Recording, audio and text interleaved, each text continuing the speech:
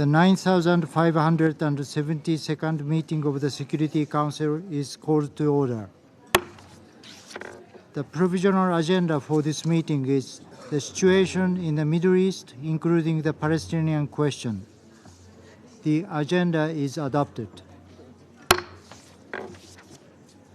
In accordance with the Rule 37 of the Council's Provisional Rules of Procedure, I invite the representative of Israel to participate in this meeting. It is so decided. On behalf of the Council, I welcome His Excellency Mr. Israel Katz, Minister for Foreign Affairs of Israel. I propose the Council invite the permanent observer of the Observer State of Palestine to the United Nations to participate in the meeting in accordance with the Provisional Rules of Procedure and the previous practice in this regard. There being no objection, it is so decided. In accordance with Rule 39 of the Council's Provisional Rules of Procedure, I invite Ms. Pramila Patten, Special Representative of the Secretary General on Sexual Violence in Conflict, to participate in the meeting. It is so decided. The Security Council will now begin its consideration of item 2 of the agenda. I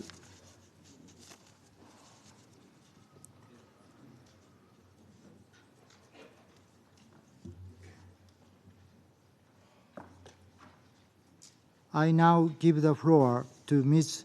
Pramila Patten.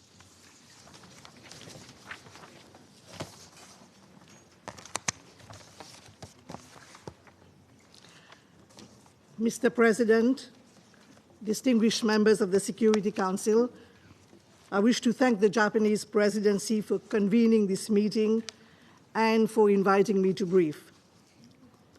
We meet today more than 150 days after Hamas and other armed groups launched a coordinated attack, the deadliest in the history of Israel, which left 1,200 individuals dead across multiple locations in the Gaza periphery, with several thousand wounded.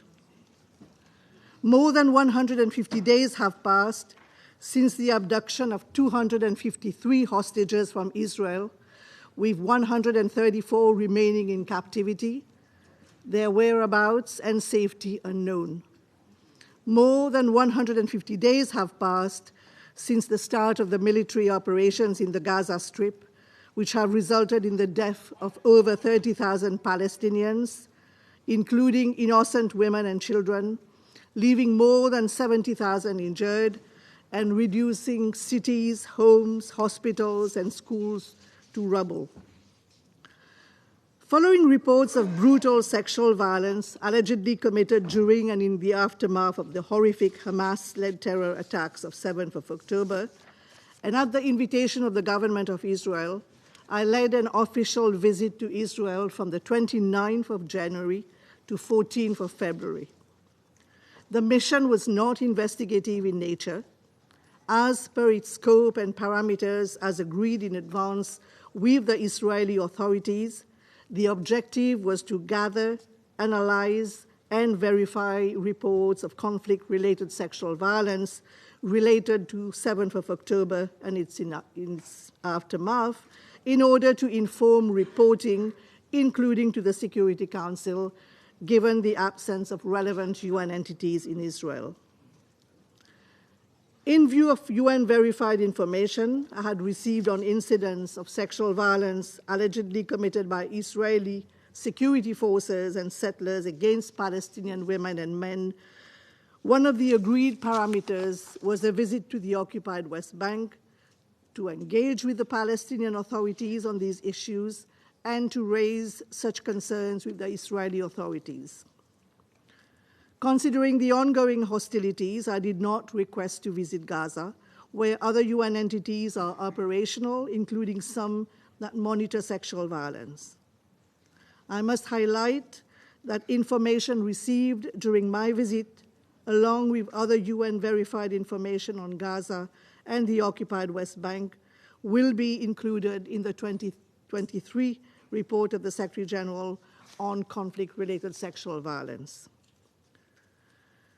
Mr. President, to ensure that the information gathering and verification process would meet the highest standards, I was supported by a highly skilled technical team of 9 experts from the United Nations system, including specialists in safe and ethical interviewing of survivors and witnesses of sexual violence crimes, a forensic pathologist, and a digital and open source information analyst. The mission was conducted in strict adherence with established UN standards and methodologies, and in accordance with the principles of independence, impartiality, objectivity, transparency, integrity, and do no harm, including in relation to guarantees of confidentiality and the protection of victims and witnesses. It also followed a survivor, victim-centered, and trauma-informed approach.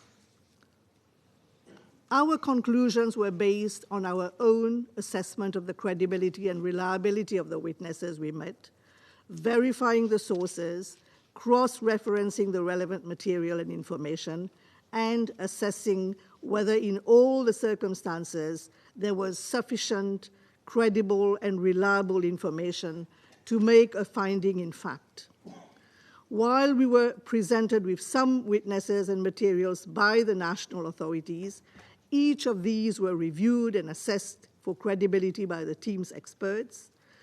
We accepted some and, where necessary, discarded others. We also gathered our own independent information. The applicable standard of proof we adopted was one of reasonable grounds to believe, consistent with the practice of investigative bodies. Where more information has supported a finding of fact, we have made a finding of clear and convincing information. In a number of cases, we were also able to assess that certain heavily publicized reports or allegations of sexual violence were unfounded. The report of the visit was publicly issued on 4th of March, excluding confidential and identifying details in order to safeguard the privacy of those we spoke to, in line with a victim-centered approach, including principles of informed consent. In this regard, Mr. President, I must be clear and categorical. There has been no attempt by the Secretary General to silence my report or suppress its findings. On the contrary, I received his full support politically, logistically, and financially, and he also gave clear instructions for the public release of my report and its immediate transmission to the Security Council. The mission team conducted meetings with a range of Israeli national institutions, including relevant line ministries. We met with families and relatives of hostages held in captivity and members of communities displaced from several kibbutzim, as well as representatives from Israeli civil society organizations and academia.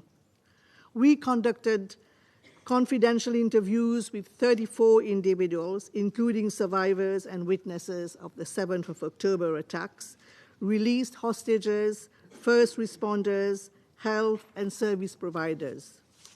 We visited 4 sites of the attacks, as well as the morgue to which the bodies of victims were transferred. We reviewed over 5,000 photographic images and some 50 hours of footage of the attacks, provided partly by state agencies, but also by confidential, independent, and online open sources. Although we met with some witnesses, despite our proactive outreach and efforts, we did not meet with any survivors of sexual violence from the 7th of October attacks itself. Though most appear to have been killed, we have credible information that a handful of survivors are alive and currently receiving treatment for severe trauma. And Mr. President, from experience, I know how long it can take for survivors to speak out. They must be given the chance to come forward on their own terms and in their own term. Excellencies, what I witnessed in Israel were scenes of unspeakable violence perpetrated with shocking brutality, resulting in intense human suffering. In South Israel, I met with traumatized communities, still in shock and deep pain, mourning their loved ones and trying to pick up the pieces of their shattered lives. The families and relatives of hostages are enduring a nightmare. I saw the pain in their eyes, and as a mother, I could feel their anguish and heartache. I want to pause here, Mr. President, and invite you and all Council members for just a few seconds to try and put yourself in the shoes of those families of hostages, torn between hope and despair. Mr. President, many of them are here in this Council chamber, seeking a glimpse of hope from this august body. 156 days have passed since the abduction of their loved ones, with no less than 16 women among the hostages. What do we tell them? Hostage taking is strictly prohibited under international humanitarian law. Mr. President, information gathered threw light on the indiscriminate and coordinated attacks by Hamas and other armed groups against multiple military and civilian targets, aimed to kill, to inflict suffering, and abduct the maximum number possible of men, women, and children, soldiers and civilians alike, in the minimum possible amount of time. It was a catalogue of the most extreme and inhumane forms of killing, torture, and other horrors. People shot, often in the head and at close range. Families burnt alive in their homes as they tried to hide in their safe rooms. Gunned down or killed by grenades in bomb shelters where they sought refuge. Partygoers hunted down at the Nova Music Festival site, as well as in the fields and roads adjacent to the festival ground. Other violations included sexual violence, abduction of hostages and corpses, the public display of captives, both dead and alive, the mutilation of corpses, including decapitation and desecration of bodies, as well as the looting and destruction of civilian property. In terms of findings on sexual violence, we found clear and convincing information that sexual violence, including rape, sexualized torture, and cruel, inhuman, and degrading treatment have been committed against hostages, and we have reasonable grounds to believe that such violence may still be ongoing against those in captivity. I pause here and add, Mr. President, that this finding does not in any way legitimize further hostilities. In fact, it creates a moral imperative for a humanitarian ceasefire to end the unspeakable suffering imposed on Palestinian civilians in Gaza and bring about the immediate and unconditional release of all hostages. Continuation of hostilities can in no way protect them. It can only expose them to further risk of violence, including sexual violence. The Israeli hostages and the millions of civilians in Gaza share a common fate. For their common sake, there must be a humanitarian ceasefire now. With regard to the 7th of October attacks, we found that there are reasonable grounds to believe that conflict-related sexual violence, including rape and gang rape, occurred in at least 3 locations, namely the Nova Music Festival site and its surroundings, Road 232, and Kibbutz Reim. In most of these incidents, victims were first subjected to rape, then killed. In other locations, such as Kibbutz Kfar Aza, while circumstantial information may indicate the occurrence of sexual violence, reported incidents of rape could not be verified. In addition to these specific locations, we also found across multiple locations of the Gaza periphery a pattern of victims, mostly women, found fully or partially naked from the waist down, with their hands tied behind their back and or tied to structures such as trees or and poles and shot. Although circumstantial, such a pattern may be indicative of some forms of sexual violence, including sexualized torture, cruel, inhuman, and degrading treatment.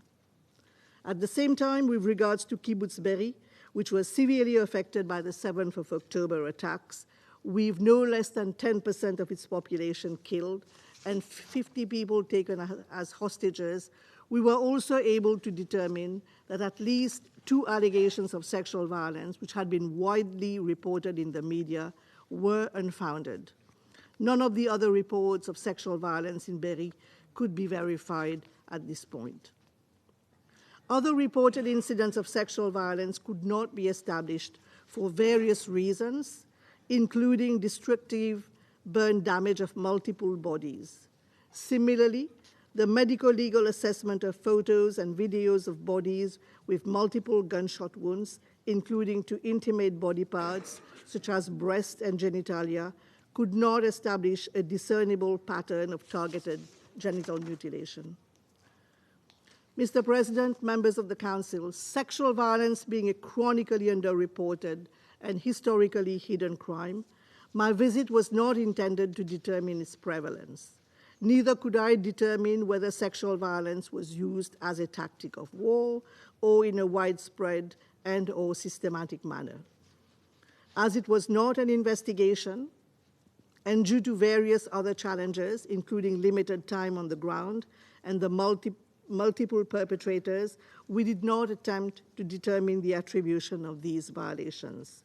A determination of attribution will require the conduct of an independent and fully fledged human rights investigation by competent UN bodies. Excellencies, what I witnessed in the occupied West Bank was a climate of intense fear and insecurity, with women and men terrified and deeply disturbed over the ongoing tragedy in Gaza.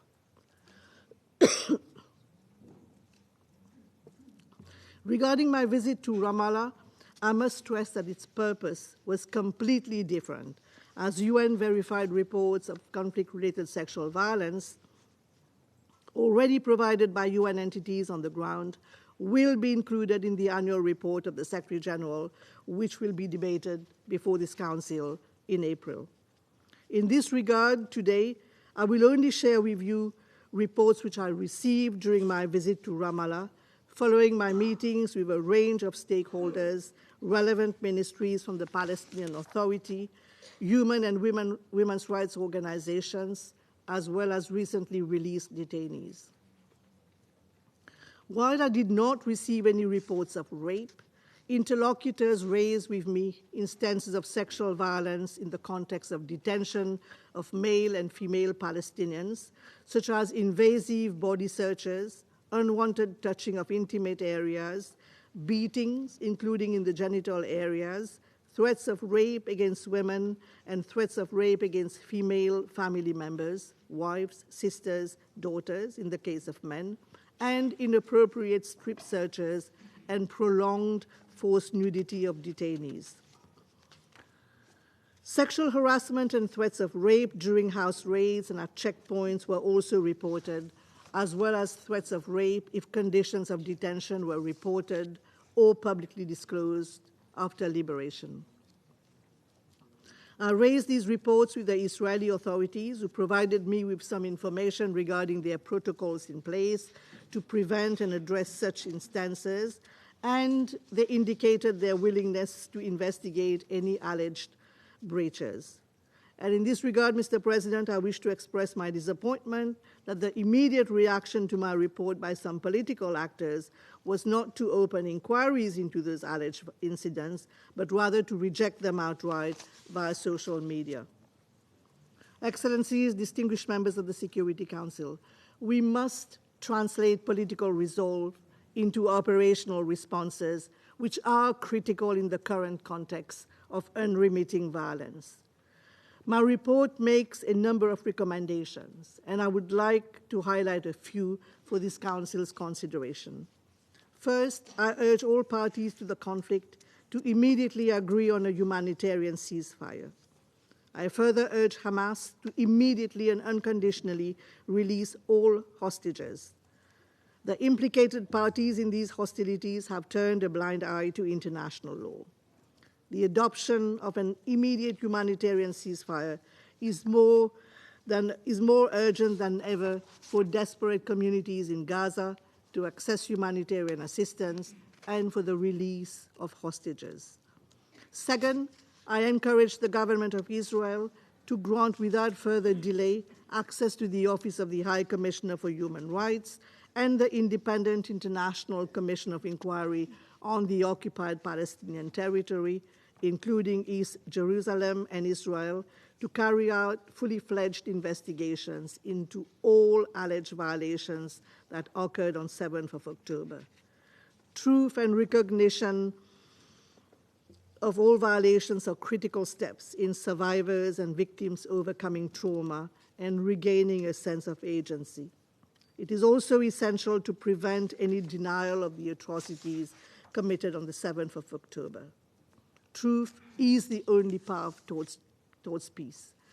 Third, I call on all relevant and competent bodies, national and international, to bring all perpetrators, regardless of rank and affiliation, to justice based on individual, superior, and command responsibility. Fourth, I encourage the government of Israel to sign a framework of cooperation with my office with a view to prevent and address sexual violence in conflict, including through security sector engagement, training and oversight, as well as to strengthen capacity on justice and accountability for crimes of conflict-related sexual violence. I also call on the government of Israel to take robust measures to mitigate the risk of sexual violence and other forms of cruel, inhuman, and degrading treatment in the context of detention and the current military operation. Lastly, I call on all relevant actors to uphold the highest standards of information integrity. Respect for the safety and dignity of survivors is a paramount consideration in the reporting of sexual violence cases. Moreover, the occurrence of sexual violence should never be used as a tool for inflammatory rhetoric, political pressure, or to legitimize further violence in the region. Mr. President, I strongly reject and condemn any instrumentalization of my mandate and report, as well as the plight of victims and survivors, to serve wider political or military ends. To conclude, I echo the Secretary General's messages, namely that on the one hand, nothing can justify the deliberate violence perpetrated by Hamas and other armed groups on the 7th of October against Israel, and on the other hand, nothing can also justify the collective punishment of the people in Gaza, which has left tens of thousands of Palestinians killed and injured, including an unprecedented number of UN staff, with entire communities facing inhumane conditions, including famine and disease. Mr. President, members of the Council, before concluding my remarks, I must also state that I'm horrified by the injustice of women and children being killed in Gaza by countless bombs, gunfire, and I'm also outraged by the level of deaths and pain with entire families, often generations, wiped out. With every bomb that drops, the world becomes more unjust and the road to peace more clouded. The end goal of my mandate is not a war without rape, but a world without war. We must rise to the challenge of our times. Prospects for peace and stability should not be blocked by geopolitical polarization and division. Civilians and their families in both Israel and the occupied Palestinian territory cannot be abandoned by the international community. Survivors of sexual violence and persons at risk must be protected and supported. We cannot fail them. The people of this region need to see a peaceful future at last on the political horizon. We must, Mr. President, replace horror and heartache with healing, humanity, and hope. The credibility of the multilateral system depends on it, and the rules-based international order demands no less. Thank you. I thank Ms. Patten for her briefing. I now give the floor to the members of the Council. I now give the floor to His Excellency Lord Tariq Ahmed of Wimbledon, Minister of State in the Foreign, Commonwealth and Development Office of the United Kingdom. Thank you, Mr. President. May I firstly thank the Special Representative Pramila Patten for briefing us on her recent visit. And may I take this opportunity, SRSG, to applaud your tireless work on this agenda in standing up in defence and protection of victims and survivors of sexual violence. Your visit was profoundly important, and your report an essential insight into the shocking crimes you've just illustrated. It is therefore right that the Security Council considers it. As we have seen in conflicts around the world, it's a tragic fact sexual violence is used to terrorize civilians. Mr. President, it shatters lives. It leaves brutal and lifelong scars on victims, their families, and communities. We are collectively and rightly appalled by reports of sexual violence committed by Hamas on the 7th of October and against hostages. I refer to the report and note with deep concern the findings of SRSG Patten, including reasonable grounds to believe that sexual violence occurred in Israel on the 7th of October, and the existence of, and I quote, clear and convincing information that sexual violence has been committed against hostages. Mr. President, it's deeply disturbing to know that such violence may be ongoing against those still in captivity. A direct quote from the report. We continue to call for an immediate, safe, and unconditional release of all hostages, and to work through every channel to secure an immediate stop in the fighting, then progress towards a sustainable ceasefire. Because for us, that is the best route to achieve this. I'm also deeply shocked by the very concerning reports referenced in the SRSG's report, and also by the Office of the High Commissioner for Human Rights, of sexual violence perpetrated by Israeli forces against Palestinian detainees, of which we've just heard, who have been arrested and held by Israel. These reports, as we've heard, are being investigated. I therefore call on Israel to take immediate measures to prevent conflict-related sexual violence, to abide by international humanitarian law, and to ensure thorough investigations into these reports, and ultimately for perpetrators to be held to account. Mr. President, let me be absolutely clear. We, the United Kingdom, condemn conflict-related sexual violence unequivocally, wherever it occurs, and stand in solidarity with all victims and survivors. Put it simply, it must stop. Perpetrators must be held accountable. Survivors must receive holistic support. And I call on all members of this Security Council to be unequivocal on these points. And may I say to both Israelis and Palestinians and their representatives here today that the United Kingdom, as a friend to both, is ready to support. As the Prime Minister's Special Representative on preventing sexual violence in conflict, here is my offer on behalf of the United Kingdom. We have our PSVI team of experts who have already been deployed over 90 times. We have the Murad Code, launched last April in this very council, which sets out minimum standards to ensure survivors are not re-traumatized when they are interviewed. We have our stigma toolkit, which provides practical measures to address the stigma faced by survivors in criminal justice systems. Indeed, earlier today, I chaired a meeting with members of the International Alliance on Preventing Sexual Violence in Conflict, and I was pleased that SRSG Patten was able to attend, alongside a colleague of mine, Baroness Hellich, who was instrumental in establishing this very initiative I lead in 2012, to consider new and innovative ways to ensure crimes are fully investigated. Testimonies are held to account to allow for successful prosecution, and those who survive these shocking and abhorrent crimes, the incredible, courageous, brave survivors, are supported fully in rebuilding their lives. We fully agree with the SRSG that investigations should be conducted in a safe and ethical manner consistent with a survivor-centered approach. Mr. President, all reports of sexual violence must be fully investigated to ensure justice for survivors and victims.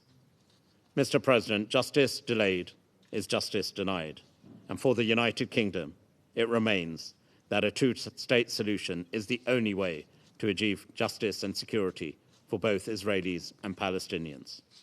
The first step must be an immediate stop to the fighting, leading to a permanent, sustainable ceasefire, the release of all hostages, and vital humanitarian life-saving aid to be delivered to Gaza.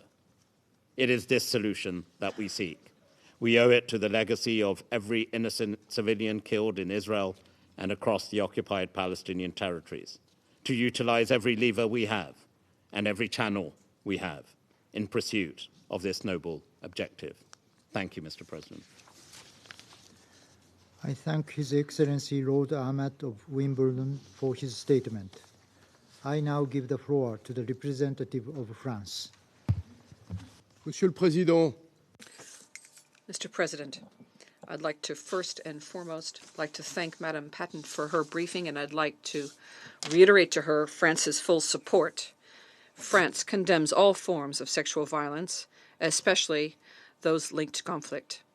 These crimes are too often ignored, just as is the stigmatization of the survivors who have been subject to this violence, and we condemn it used as a crime of war anywhere that this takes place. The barbaric sexual violence committed by Hamas and other terrorist groups on the 7th of October are unacceptable, and no one can turn a blind eye to these acts, which are vile and have been clearly established by all, including the United Nations, as we just heard from the Special Representative.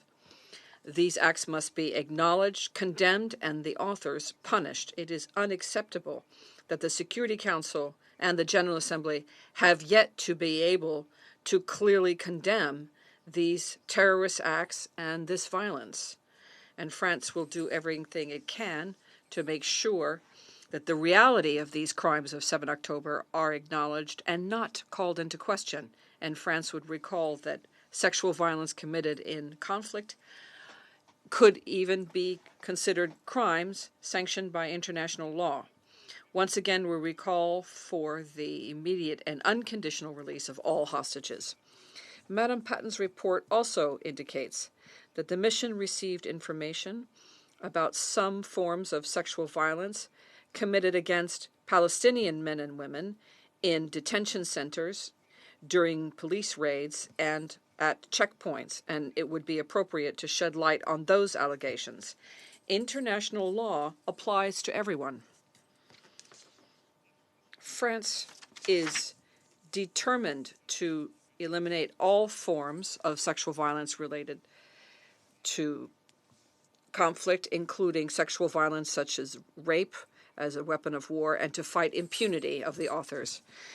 This beginning of Ramadan sees no agreement, unfortunately, on a cessation of hostilities, and France reiterates its call for an immediate and lasting ceasefire in order to allow for the delivery of humanitarian aid and the protection of civilians. A lack of sufficient access to a population suffering from a humanitarian emergency absolute situation is completely unjustifiable.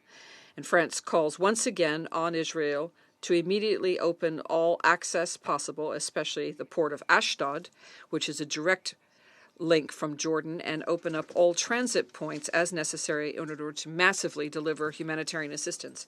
France would also recall that only a two-state solution, which involves the creation of a Palestinian state, is capable of meeting the security needs of Israel and the Israeli people, and to also meet the legitimate aspirations of the Palestinian people to live in a state in peace and security alongside Israel. France will continue to be fully committed to that end. Thank you. I thank the representative of France for their statement. I now give the floor to the representative of Sierra Leone. Mr. President, thank you for convening this meeting. I thank Special Representative on Sexual Violence and Conflict, Ms. Pramila Patten, for your briefing, highlighting critical findings of the report of your official visits to Israel and Palestine, in particular occupied West Bank, from 29 January to 14 February 2024. In our first statement on the Middle East-Palestine question in this Council, following the 7 October 2023 attack on Israeli civilians, we noted the important context of the ongoing occupation of Palestine by Israel. As we have stated repeatedly in our condemnation, the 7 October 2023 attack by Hamas and other armed groups on Israeli civilians was very harrowing, contravening international law protection of civilians, even in the context of the ongoing occupation. Equally condemnable is the military response by Israel, with serious allegations of collective punishment and other breaches of international law. As we continue to urge accountability, including through individual criminal as well as state responsibility, for all violations of international law, in particular, international humanitarian law, we note the important step taken by SRSG Patten to undertake the visit and commence an independent process of, and I quote, gathering, analyzing, and verifying information on conflict-related sexual violence in the context of the attacks on 7 October 2023 and their aftermath, end of quote. Mr. President, we have read with serious concern the mission report, which, and I quote, describes findings on incidents and patterns of SRSV, one during the 7 October attacks, and two in the context of the abduction and hostage-taking, end of quote. We also note the limitations of the mission report as further contextualized and explained during the press briefing at the United Nations by SRSG Patten and team last week. We further note the mission report, and I quote, was neither intended to and could not, in a very short period of time, establish the prevalence of SRSV during and after 7 October attacks. Notwithstanding that the overall magnitude, scope, and specific attribution of the SRSV violations would require a comprehensive investigation by competent bodies, any acts of sexual violence and SRSV must be condemned as a violation of international law and the dignity of not only the victims, survivors, but also their families and the whole of society. Mr. President, we further note with deep concern the report of a dramatic deterioration of the human rights situation in West Bank following the 7 October attack. We note the report of mass arrests and a huge spike in settlers' violence following the commencement of law enforcement operations by Israel. Additionally, we note with deep concern reports about cruel, inhuman, and degrading treatment of Palestinians in detention, including reports of various forms of sexual violence. In light of the serious findings of the mission report, Sierra Leone welcomes the call for a comprehensive investigation by competent bodies with adequate time and capacity. We further lend support to the recommendations contained in the mission report, including, firstly, the call on the government of Israel to grant, and I quote, access to the Office of the High Commissioner for Human Rights and the Independent International Commission of Inquiry on the occupied Palestinian territory, including East Jerusalem and Israel, to carry out fully fledged investigations into all alleged violations, end of quote. Secondly, we support the call for immediate access and the unconditional release of all hostages held by Hamas and other armed groups. We are seriously alarmed by the mission's report's indication, and I quote, based on first-hand accounts of released hostages, of reasonable grounds to believe that female hostages were also subjected to other forms of sexual violence. We therefore reiterate the responsibility of the parties to the conflict to protect all civilians, including the hostages. Thirdly, we emphasize the need for a humanitarian ceasefire that will create a conducive atmosphere to address the ongoing humanitarian situation in the Gaza Strip and allow for thorough and comprehensive investigation into violations of international law, including conflict-related sexual violence. Let me close, Mr. President, with 3 concluding points. First, we urge the parties to the conflict to refrain from the practices of misinformation and disinformation. We deplore the spread of information, including the deliberate spread inconsistent with realities on the ground, with the intention to influence public opinion and create harmful propaganda.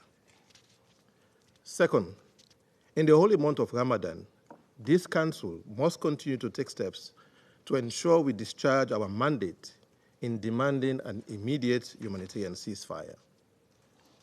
Third and finally, for lasting peace in the region and to guarantee the security and safety of Israeli and Palestinian civilians, we stress the need for a political horizon anchored on the 2-state solution, with Israel and Palestine living side by side in peace and security. I thank you. I thank the representative of Sierra Leone for their statement. I now give the floor to the representative of China. Mr. President, first of all, I would like to thank SRSG Patten for her briefing. Women are one of the most vulnerable groups. Their rights and interests are the most easily violated and are thus in most need of protection.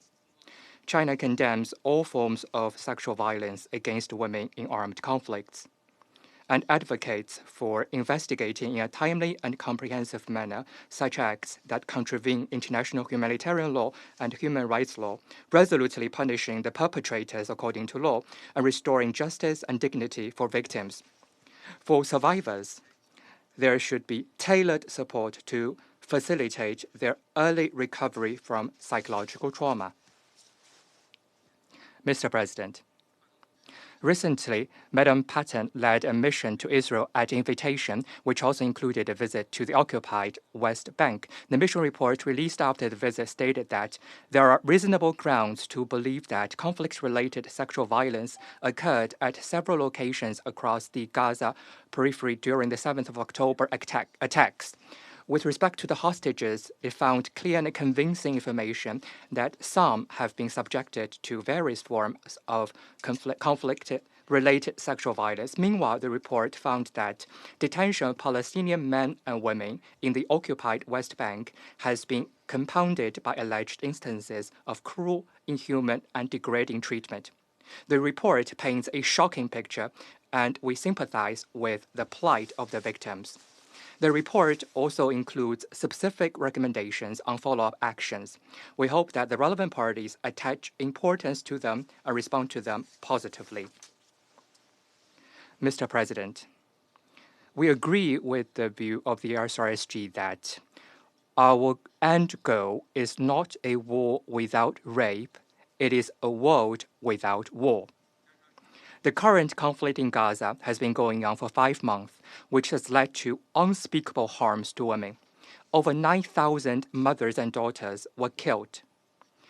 Hundreds of thousands of women are displaced, lacking basic survival support and security guarantee. They're facing death, hunger, and diseases, which plunge them into the abyss of fear, despair, and anger. Today is already the first day of Ramadan, which is a holy month for the Muslim community. We call on the international community to act promptly and redouble efforts to promote an immediate ceasefire so as to preserve for the people in Gaza their hope for survival. We also call for increased diplomatic efforts so that all detainees could be released at an early date and reunited with their families. Thank you, Mr. President. I thank the representative of China for their statement. I now give the floor to the representative of Guyana. Mr. President, I thank Special Representative of the Secretary General, Pramila Patten, for her briefing, which paints a disturbing picture of the horrors that innocent civilians suffered and continue to suffer as this war wages on. Taking note of the challenges that the mission team faced and the limited mandate of the visit, the assessment provided by SRSG Patten is nevertheless cause for grave concern. The incidents of sexual violence in Israel and the West Bank contained in the report add another horrific dimension to the tragedy unfolding in the Middle East. Guyana strongly condemns all acts of sexual violence committed in this conflict, including those committed on October 7th. We call for the cessation of all sexual violence and for leaders to take proactive steps to prevent and enforce accountability for such acts. Perpetrators must be held accountable. We are deeply concerned by the report's indication that the hostages were subjected to sexual violence and that there are reasonable grounds to believe that such violence is ongoing. Guyana reiterates its call for the immediate release of all hostages and all individuals held unlawfully, and demand that those holding them in captivity and in detention ensure their safety, including from sexual violence. We are also gravely concerned about the reports of cruel, inhumane, and degrading treatment meted out to Palestinians in detention. This includes sexual violence allegedly committed in the occupied West Bank against Palestinian men and women in detention settings during house raids and at checkpoints. Guyana supports the call for full and independent investigations into all alleged incidents of sexual violence. We also support the report's recommendation to strengthen the capacity of the United Nations to monitor and report on incidents of SRSG in both Israel and the occupied Palestinian territory. We have taken note of the mission team's determination that at least 2 allegations of sexual violence, which had been widely reported in the media, were unfounded. We call on all parties to be responsible and avoid sensational headlines, as this risks bringing into question and diminishing the horrific experiences of genuine victims. Mr. President, as we examine the SRSG's report, it is essential that we consider the impacts of this war on women and children in a holistic manner. Of the persons killed in Gaza, 70% are women and children. In excess of 60 women are killed daily. More than half of the 1.9 million persons displaced are women. They are the hardest hit by starvation and famine in Gaza, with unprecedented malnutrition. Many have been widowed and left to fend for their children and other family members, including those who were injured.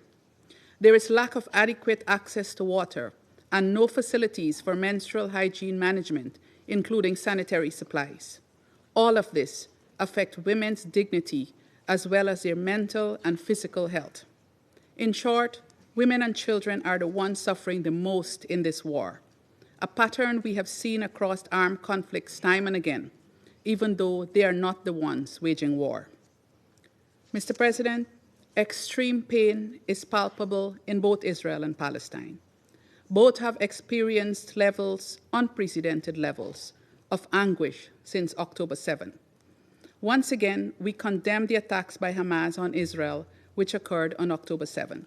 However, there is no justification for the continued killing, maiming, and starving of innocent civilians in Gaza, the majority of whom are women and children. All must abide with international law, including international humanitarian law. This war must stop. Guyana continues to call for an immediate ceasefire. This is the only option for scaling up of humanitarian assistance, saving lives, and preventing further suffering of innocent civilians. This is the only way we can begin to recover from the horrors faced by the people in Gaza and ensure the safe release of the hostages. A ceasefire is also an essential step for us to move forward with a 2-state solution, with the people of Israel and Palestine living side by side in peace and security. There have been too many casualties in this war. The quest for peace and security must not be one of them. I thank you. I thank the representative of Guyana for their statement. I now give the floor to the representative of Republic of Korea. Thank you, Mr. President. I would first like to extend my appreciation to SRSG Ms. Patten for her briefing and the work of the extensive report addressing the critical issue of conflict-related sexual violence. We are profoundly shocked by incidents of sexual violence detailed in the SRSG report on the occasion of 7th October terrorist attacks by Hamas, and within the context of abduction and hostage-taking. With regards to hostages, the report reaches an even more disturbing conclusion that there is reasonable ground to believe that such violence may still be ongoing until now. We condemn in the strongest terms the heinous terrorist attacks by Hamas and all sexual and other forms of violence against women and girls during the attack. We also strongly urge Hamas and other armed groups to immediately and unconditionally release all hostages. This is unacceptable regardless of any excuses. Mr. President, sexual violence should never be used as a tactic of conflict. It is no longer an inherent byproduct of conflicts. As the Rome Statute of the ICC provides for, rape and other forms of serious sexual violence committed as part of a widespread or systematic attack could constitute crimes against humanity. All perpetrators of crimes against humanity must be held accountable, and the zero-tolerance policies should be extended to those who bear responsibility. To this end, we strongly support the report's recommendation for a full-fledged investigative process with the cooperation of national authorities and OHCHR. This will bring light to the complete extent of alleged violations. Furthermore, all necessary measures should be undertaken to ensure accountability. Mr. President, we are also seriously concerned about the allegations of sexual violence by Israeli security forces in the West Bank, as mentioned in the report. In this regard, we hope that all allegations can be thoroughly investigated and the perpetrators will be held accountable. Mr. President, the ongoing conflict in Gaza has disproportionate effects on women. Statistics show that 70% of civilians killed were women or children, and nearly 1 million women and girls have been displaced. We are deeply concerned that prolonged humanitarian catastrophe over the past 5 months has led to limited access to food, clean water, and medical supplies in Gaza. Malnutrition and starvation have inflicted unspeakable pain and hardship on innocent people, in particular women, including pregnant and breastfeeding women. The protection of civilians must be ensured under all circumstances, in accordance with both international humanitarian law and international human rights law. As the conflict persists, the suffering of civilians becomes even more widespread, exacerbating already prevailing tensions in the region. As Ramadan, the holy month for all Muslims, has commenced, concerns over the catastrophic situation in Gaza are heightened more than ever. This tragedy must end. We once again reiterate the urgent need for an immediate humanitarian ceasefire in Gaza. In conclusion, Mr. President, the Republic of Korea would like to stress that our dedicated efforts to find a solution to end the agony and the fear in Israel and Palestine in the longer term must continue. And we hope that sincere dialogue and negotiations to realize the two-state solution can resume at the earliest possible juncture. I thank you. I thank the representative of the Republic of Korea for their statement. I now give the floor to the representative of Malta. Thank you, President. And I also thank SRSG Patten for her briefing today. We take this opportunity to reaffirm our support to SRSG Patten and her office and the important work they carry out. Malta remains deeply concerned with the continued state of hostilities in Gaza and beyond. We reiterate our condemnation of the Hamas terror attacks of 7th October. The consequences of those barbaric actions, including rape and sexual torture, are still being felt by families who lost their loved ones and by those who are still being held hostage by Hamas. They are in our thoughts, and we once again extend our deepest condolences to all those who have been directly affected and to the people of Israel. The lasting trauma and anguish that the attacks carried out on that dark day are still having on the lasting trauma and anguish that the attacks carried out on that dark day are still having on Israeli society cannot be dismissed or understated. On the other hand, the scale of human suffering and the humanitarian catastrophe that continues to unfold in Gaza is deeply troubling and concerning. Equally worrying is the prospect of an expansion of the conflict into Rafah, the deteriorating situation in the West Bank, and other violence throughout the wider region. The prospect of further hostilities and conflict will only result in further suffering. In this vein, an immediate and permanent ceasefire remains the only avenue through which we can prevent a further deterioration and begin addressing the impact of the Israel-Hamas war. This includes the disproportionate impact of this conflict on women and girls. Over 30,000 Palestinians, including an estimated 9,000 women, have been killed in Gaza to date.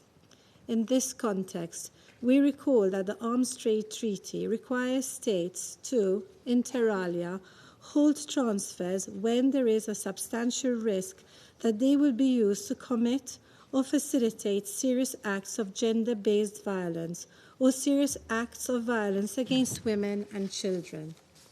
Furthermore, the bombardment of hospitals, restriction on fuel, electricity, food, water, and aid place pregnant women and newborns at significant risk of physical and mental harm, restricts access to necessary and protected medical care, undermine the health of postpartum women. President, for Malta, giving priority to women, peace and security means upholding information, integrity and ethical, trauma-informed representations of conflict-related sexual violence.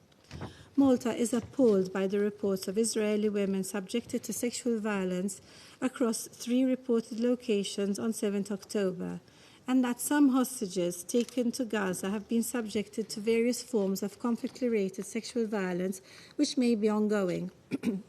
In this regard, we also look forward to assessing the report of the Independent International Commission of Inquiry on the OPT. We urge Israel to fully cooperate with the Commission and the OHCHR and to give them access. We reiterate that the immediate and unconditional release of hostages, as outlined in 2 of our resolutions, Resolution 2712 and 2720, must be a top priority. We are equally appalled by UN experts' reports of sexual violence against Palestinian men and women in detention during house raids and at checkpoints. We emphasize that accountability for all criminal actions must be ensured. In this context, we highlight that advancing the Women, Peace and Security agenda means ensuring that CRSV agenda is not instrumentalized. This includes respecting and safeguarding the dignity, the identity and dignity of survivors. To this end, we recommend to the parties of this conflict that they implement the recommendations just outlined by SRSG Patten. In conclusion, President, the rights and opportunities of Israeli and Palestinian women, peace activists, journalists, and human rights defenders to contribute to de-escalation, ceasefire, and other efforts to negotiate peace must be upheld. Malta will also remain fully committed to achieving a lasting and sustainable peace in the Middle East, which is based on the two-state solution along the pre-1967 borders and which addresses the legitimate aspirations of both Israelis and Palestinians towards mutual peace and security. Thank you. I thank the representative of Malta for their statement. I now give the floor to the representative of Mozambique. Thank you, Mr. President. I wish to thank the President of the Council for convening this important briefing on the Middle East with a particular focus on conflict-related sexual violence. We are also grateful to Ms. Pramila Patten, Special Representative of the Secretary General on Sexual Violence in Conflict, for her insights on this deeply concerning matter. Mr. President, as the whole month of Ramadan commences, we deeply regret that the ceasefire in Gaza has not been achieved despite relentless negotiations. The persistent bombardments in the occupied Palestinian territories present severe risk to civilians, violating fundamental rights including access to food, health care, and protection. Compounding these injustices is the traumatic threat of sexual violence to civilians as reported in the mission report presented to us. As the SRSG's mission report highlights, documenting sexual violence crimes in conflict situations is an arduous task requiring meticulous effort, courage, and commitment to truth, particularly so amidst the current chaos and turmoil on the ground.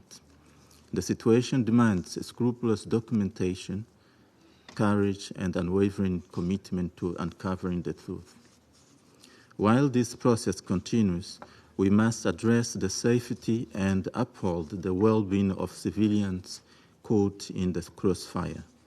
Even if we are not in physical proximity to this conflict, we must be certain that the impact disproportionately affect the most vulnerable members of society.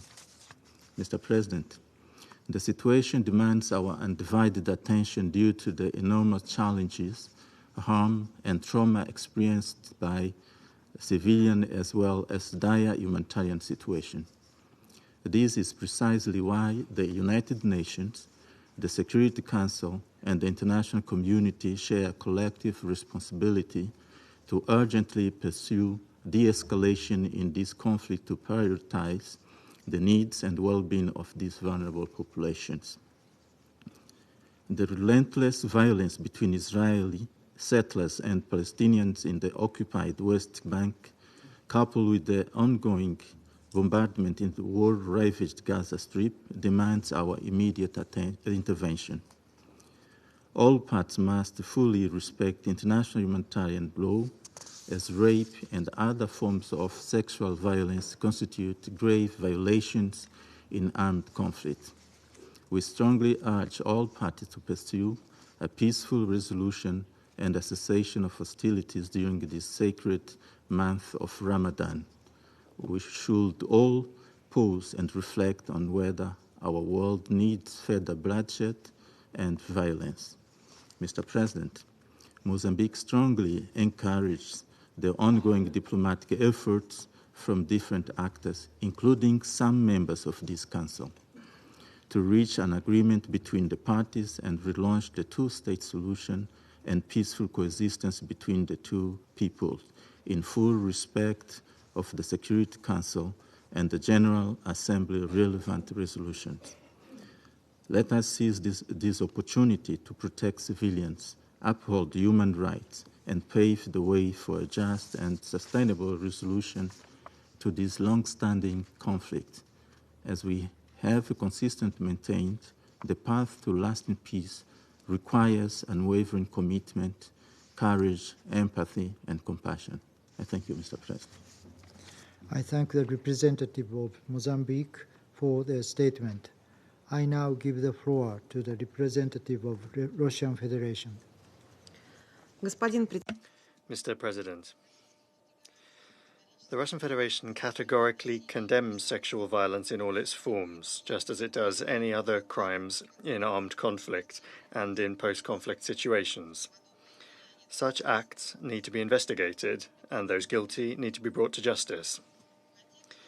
In the context of the crisis around Gaza, from the very outset, we have unreservedly condemned acts of violence committed against Israelis on the 7th of October.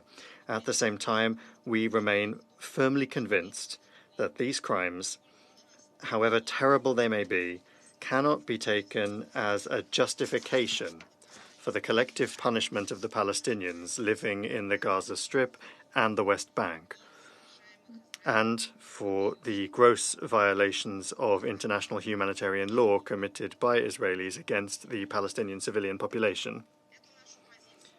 Our position on this, as far as we can judge, is shared by the overwhelming majority of states of the world. In that regard, we welcome any efforts aimed at shedding light on crimes committed during the Palestinian-Israeli conflict. We are convinced that the UN is not taking sufficient steps in this area. Thousands of people are dying. The UN International Court of Justice has noted a high likelihood of genocide taking place at present on the territory of the Gaza Strip, and the UN essentially does not have access to get reliable information. Israel is intentionally creating barriers to that access. Against this backdrop, West Jerusalem invites the Special Representative of the UN Secretary-General on Sexual Violence, Ms. Patten, accompanied by 9 experts, for a brief visit to Israel and the West Bank of the River Jordan.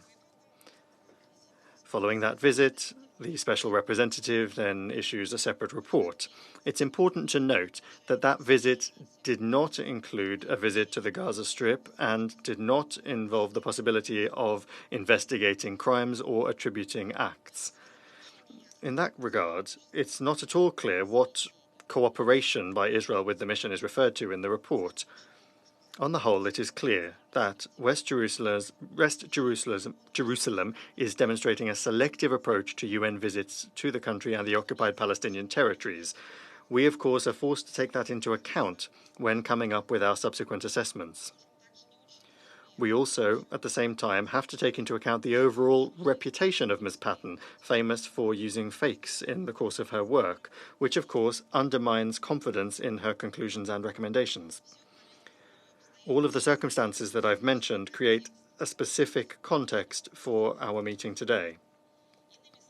In other words, today we are being presented with only partial information from the context of a specific mandate and being asked to respond to it, although essentially we are dealing with some sort of half-truth that in no way gives a full picture of what's taking place and does not cancel out demands on the government of Israel to ensure access to the region for UN mechanisms and agencies to gather full information about gross and systematic violations of international humanitarian law against the civilian population during the operation in the Gaza Strip and the West Bank, in particular the Special Representative of the Secretary-General on Children and Armed Conflict.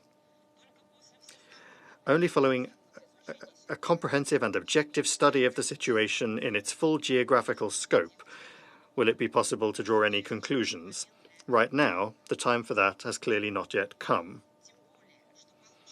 particularly since the report following the mission cannot be called exhaustive, even within its stated subject. Ms. Patten's team weren't able to meet with the victims of sexual violence that took place during the tragic events of the 7th of October, according to the report. On the whole, as the Special Representative admits, the data were in large part received from the government of Israel and require further study and investigation. We would separately like to point to the fact that the definitions and methods of work used by Ms. Patten are not agreed upon, and our participation in this discussion on her report and on this subject does not mean that we endorse them or approve of them. At the same time, the information in the report on rapes, as well as the mission's conclusions as to the likelihood of further sexual violence against the hostages, is shocking. Sexual violence against Israelis has no justification. Those guilty must be held accountable. There is also no justification for cases of sexualized violence against Palestinian men and women by the Israeli security forces, in particular in the form of threats of rape, undressing, and beating of the genitals.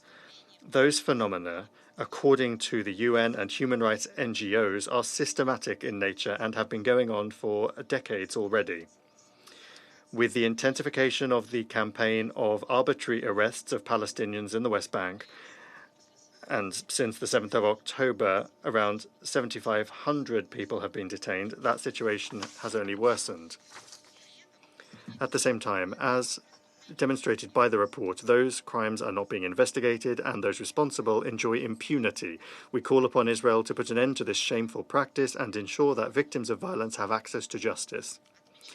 We also note that the mission of the Special Representative did not find any confirmation of the most resonant cases circulated in the Israeli press, particularly those in Kibbutz Be'eri and in the Nahal Oz military base. This once again shows that any conclusions, particularly relating to a situation of conflict, can only be drawn following a thorough verification of the data coming in.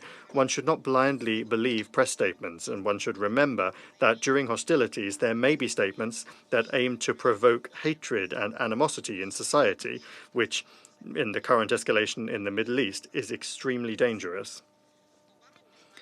Overcoming impunity, putting an end to violence, including sexual violence, will only be possible when we have objective and verified information.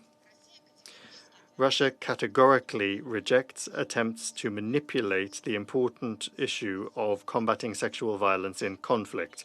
We believe it is unacceptable when the suffering of people who have been through sexual violence or accusations of this serious crime become common currency in political games. Mr. President, following the violence of the 7th of October, which we categorically condemn, the spiral of crimes has taken on truly catastrophic proportions. We firmly condemn the gross and systematic violations of international humanitarian law and international human rights law committed by Israel against the civilian population in the Gaza Strip, as a result of which around 30,000 people have died, the majority of whom are women and children. Despite the complexity of the issue of combating sexual violence, it should not obscure acute humanitarian challenges and threats to peace and security arising as a result of the Israeli operation in Gaza, the mass annihilation of the civilian population, including children, catastrophic hunger, and the provoking of mass displacement. In order to overcome impunity, put an end to violence, including sexual violence, everything must be done to end this conflict. Now, what's needed for that end, first and foremost, is an urgent and unconditional ceasefire.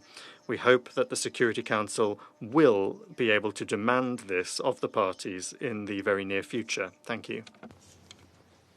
I thank the representative of the Russian Federation for their statement. I now give the floor to the representative of Slovenia.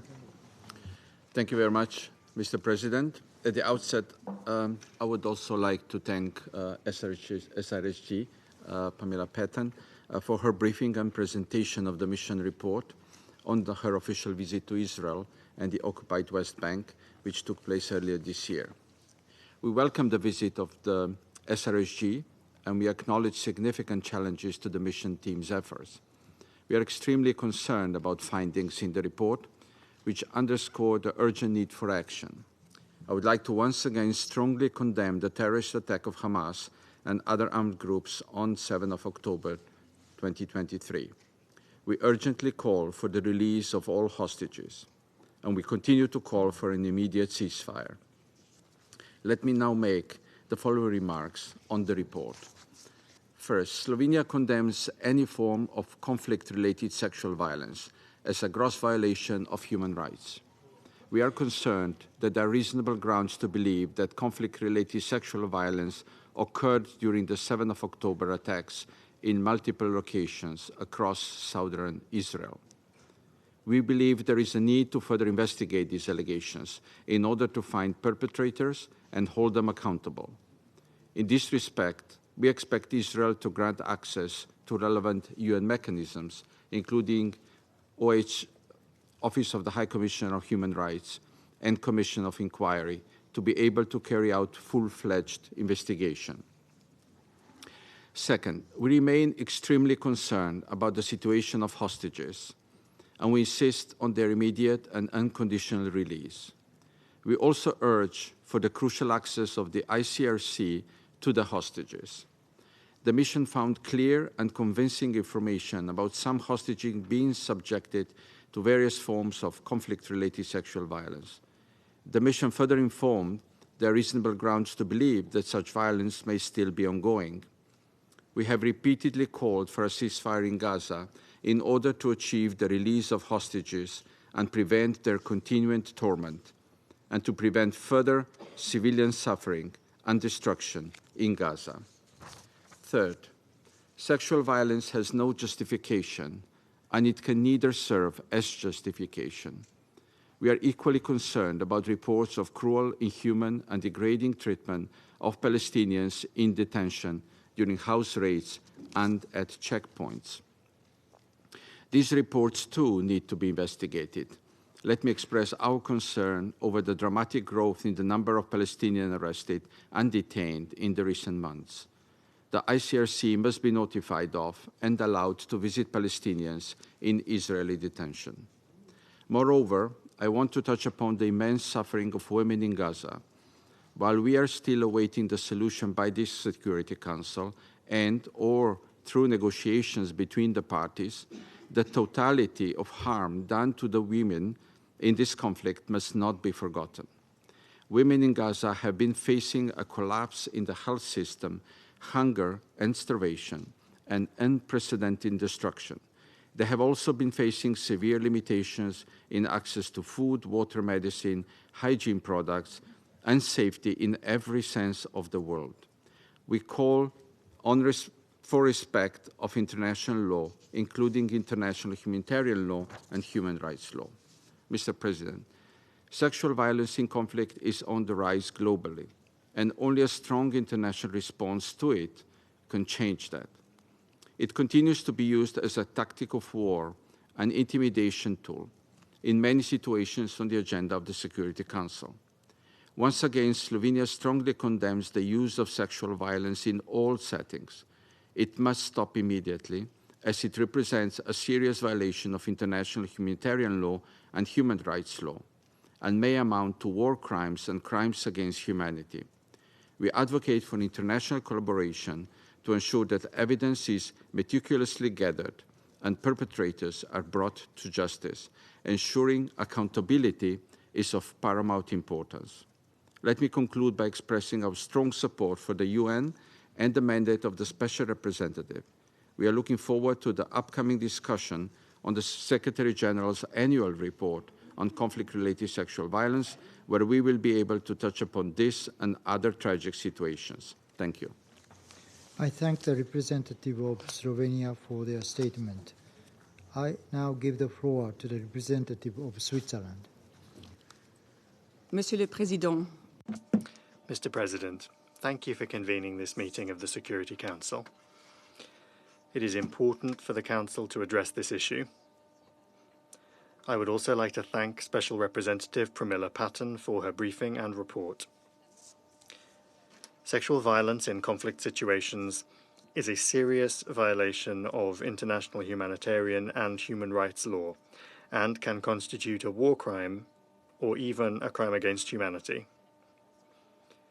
It is therefore imperative that the Security Council unanimously condemn all conflict-related sexual violence in the context of the Middle East conflict, as in all armed conflicts, and act to prevent their recurrence. Switzerland is deeply shocked by the facts presented in Ms. Patten's report. I would like to take this opportunity to express my country's sympathy and support for the survivors and victims of this violence. First and foremost, the women and girls who were subjected to it and their families. We call for the dignity of survivors and victims to be respected in all circumstances.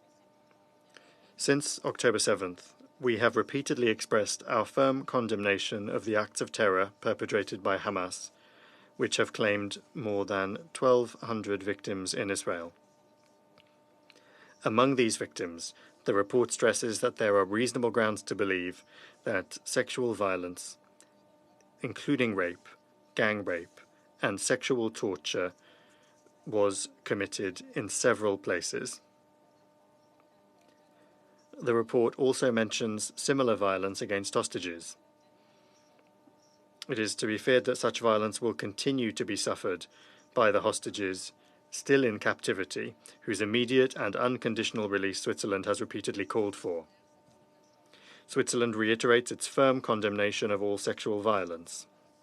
We call for the facts to be established by the competent bodies, such as the Office of the High Commissioner for Human Rights or the Commission of Inquiry, to help identify the violations and their perpetrators, so that they do not go unpunished. We also call for the Office of the High Commissioner and the Commission of Inquiry to be given the necessary access for this purpose. All violations of international law committed in Israel and throughout the occupied Palestinian territory must be investigated and their perpetrators brought to justice before the relevant bodies. To this end, the International Criminal Court is currently conducting an investigation into the situation in the occupied Palestinian territory, covering the events of October 7th and those underway in Gaza and the West Bank. Mr. President, Switzerland also supports the report's recommendation for an immediate humanitarian ceasefire in Gaza. Such a ceasefire is necessary to protect the civilian population, provide them with urgently needed humanitarian aid, and free the hostages. Expertise in conflict-related sexual violence must be taken into account in the design and implementation of any agreement. The continuation of hostilities in Gaza is indeed accompanied by an increase in gender-based violence. Switzerland condemns the fact that hostilities continue to claim numerous civilian victims in Gaza, including almost 9,000 women. According to the United Nations, 3,000 have been widowed, and 95% of mothers do not have enough to eat. The specific needs of women and girls in terms of privacy, safety, and hygiene are not being met. They have no access to health services, including sexual and reproductive health, protection against gender-based violence, and they face the most serious forms of obstetric violence. We are very concerned by the information contained in the report concerning sexual and gender-based violence against Palestinians in places of detention during raids on homes and at checkpoints in Gaza and the West Bank.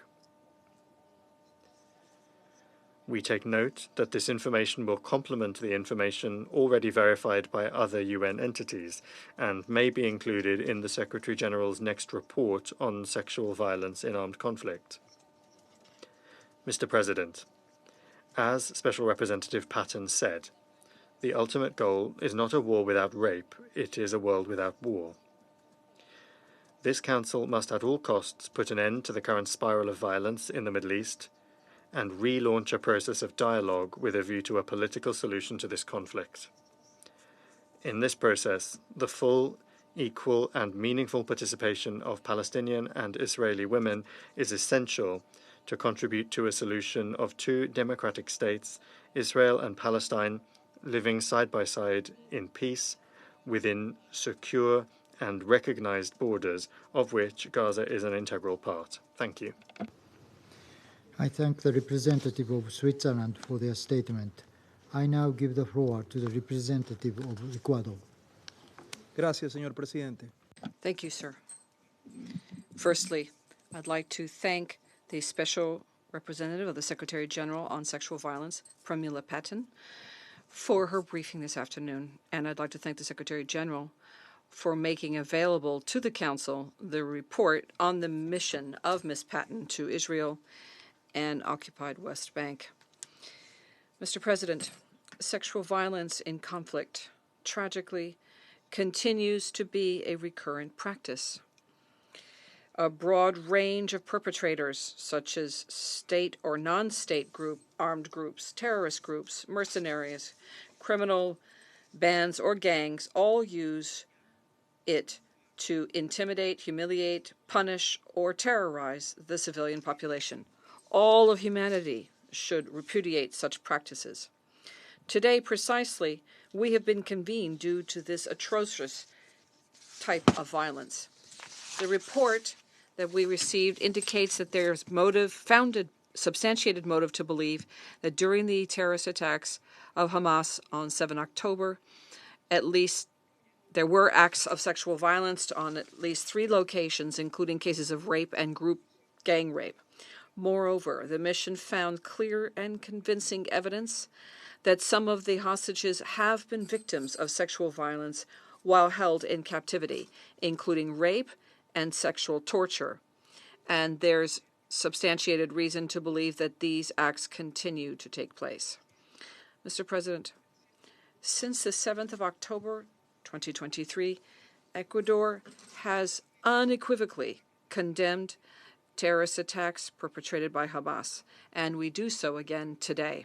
We also reiterate that we stand in solidarity with the victims and their families. These despicable acts that were perpetrated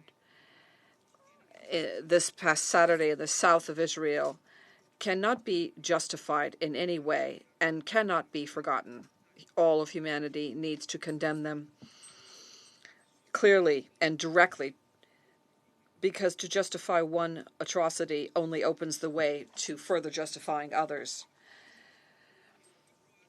Nor can we forget that the hostages continue to be subject to and under the thumb of their captors, who quite likely are victims of acts of sexual violence, in keeping with the report. Ecuador once again demands the unconditional and immediate release of all of the hostages, in keeping with the fact that this council has in fact spoken out about this and has done so through a number of compulsory resolutions. We should recall here all the provisions set forth in resolutions 2712 and 2720 should be implemented without delay. Ecuador believes that to this end it is vital that there be an immediate ceasefire. The humanitarian needs of the civilian population in Gaza are extremely urgent, and there is no justification for ignoring them or postponing them. Mr. President, the statute of the International Criminal Court indicates that the rape and other forms of sexual violence are war crimes and are also crimes against humanity when they are committed as part of a widespread or systematic attack against a civilian population. The report we received indicates that the mission was not investigative in nature. It is necessary, therefore, to conduct exhaustive investigations that make it possible to determine the scope and magnitude of the sexual violence that occurred, and it is essential that that take place. To that end, we urge the government of Israel to allow entry to the Office of the High Commissioner for Human Rights and to the Independent International Commission of Inquiry on the protests in the occupied Palestinian territory, including East Jerusalem and Israel. It is vital that there be accountability for these crimes, whereby we guarantee that the offenders are investigated, tried, and condemned. Implementation of a ceasefire and of any subsequent agreement must take into account the voices of women and the communities that were victims of sexual violence. It should also take into account the need for justice in order to achieve true reconciliation and building lasting peace. Also, it's important to investigate all complaints lodged about sexual violence that took place or allegedly took place in the West Bank or East Jerusalem by the settlers or military forces. Mr. President, since the 7th of October, pain and death have been present more than ever in Gaza and its surrounding area. The value of human life and human dignity have been forgotten, and this report clearly shows that. Ecuador has expressed that it stands in solidarity with Israel and Palestine because every single life loss is a tragedy. It is vital to stop the violence. Also, moreover, Ecuador values and supports the intense efforts undertaken to negotiate an immediate ceasefire of hostilities in Gaza and the release of the hostages. It is also vital to stop violence from spreading to other zones. For that reason, all parties need to exercise particular caution and restraint during the very sensitive period of the holy festivities and holidays that have just begun. The status quo of the holy places of Jerusalem and the role of the Kingdom of Jordan as custodian of it need to be carefully upheld. Mr. President, the Israeli people and the Palestinian people have a right to live in peace, in safety, and with dignity. It's necessary to make headway towards a definitive, peaceful, and fair solution that will make it possible to have the coexistence of two states, Palestine and Israel, on the basis of the 1967 borders and the relevant resolutions. It needs to happen now. Thank you. I thank the representative of Ecuador for their statement. I now give the floor to the representative of the United States. Thank you, Mr. President. And let me start by welcoming Minister Katz, Israel's Minister of Foreign Affairs, for his presence here today. SRSG Patten, I want to thank you. I want to thank your team for producing this factual, methodical, and sobering report, a report that confirms what we have known for months. On October 7th, Hamas, a terrorist organization, carried out horrific acts of conflict-related sexual violence, including rape and gang rape. We knew this because victims, survivors, and first responders bravely came forward to share their stories and their evidence. We knew this because we saw the gruesome footage of Hamas's attack, footage that Hamas proudly filmed and shared online. And yet, so many people around the world, including some members of this council, have been silent in the face of these atrocities. Worse, some openly viewed these atrocities with suspicion and skepticism. And it's unforgivable, and it is a gross affront to all survivors of conflict-related sexual violence. Colleagues, I want to read a line from the UN's report. Quote, the mission team found that several fully naked or partially naked bodies from the waist down were recovered, mostly women, with hands tied and shot multiple times, often in the head, unquote. There can be no doubt about what happened on October 7th. The evidence before us is damning and devastating. Now the only question is, how will we respond? Will this council finally condemn Hamas's sexual violence, or will we continue to stay silent? And I urge all council members to continually, unequivocally condemn Hamas's terrorist acts, as most of you have done today. As I've said many times before, this should not be difficult. This is the bare minimum. Colleagues, I also want to speak about the report's findings in the West Bank. The report notes, and I quote again, stakeholders indicated that the detention of Palestinian men and women has been compounded by alleged instances of cruel, inhuman, and degrading treatment, including increased instances of various forms of sexual violence, unquote. Let me be clear. All parties to this conflict must uphold their obligations under international law with regard to the treatment of detained individuals. But as a democracy, we expect Israel to hold all of those who have committed these acts accountable for such acts. We also urge and expect members of this council to avoid drawing a false equivalency between these actions and hostage-taking by a foreign terrorist organization. But let me be clear, these two things are not the same. I also want to note the report's recommendation for Israel to sign a framework of cooperation with the Office of the SRSG SVC. This framework and independent investigations will help secure justice for victims and survivors of the October 7th attack, and for families whose loved ones are still being held by Hamas. Tragically, we know that Hamas's deranged acts of sexual violence are ongoing. The UN report found, and I quote again, clear and convincing information that some hostages have been subjected to various forms of conflict-related sexual violence, including rape and sexualized torture and sexualized, cruel, inhuman, or degrading treatment, unquote. And, quote, reasonable grounds to believe that such violence may be ongoing, unquote.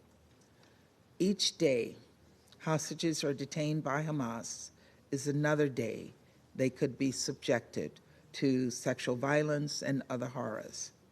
Every single member state must call on Hamas to release every single hostage. But we also have to remember and remind Hamas that they continue to hold the remains of not just some of those who were taken on October 7th, but remains such as Hadar Golden, whose mother is here with us today, and his remains have to be returned to his grieving mother. And this council must call on Hamas to agree to the ceasefire deal on the table. Israel has already agreed to the terms of this deal. The fighting could and should stop today if Hamas would just release the first hostage and stop using people as pawns.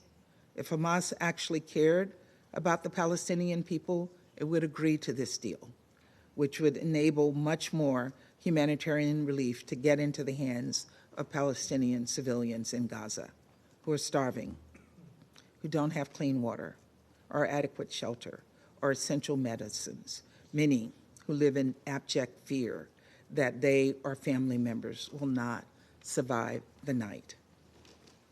As you all know, the United States has put forward a resolution that supports the negotiations happening on the ground and would help pave the way toward a sustainable cessation of hostilities and a lasting peace that will facilitate Israelis and Palestinians living side by side in peace and security. It also does what the Council has failed to do. It condemns Hamas. We will continue to work with all Council members to forge consensus around this resolution. Colleagues, next month, the SRSG will release her annual report, and we expect that it will show a substantial increase in conflict-related sexual violence around the world, in Sudan, in DRC, Nigeria, Ukraine, Haiti. The list goes on and on. Our charge has never been more clear. We must work together to bring perpetrators of conflict-related sexual violence to justice. We must work together to support survivors, all survivors, and we must work together to stamp out conflict-related sexual violence once and for all. Thank you, Mr. President. I thank the representative of the United States for their statement.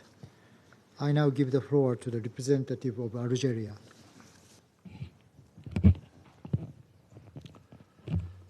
Thank you, Mr. President.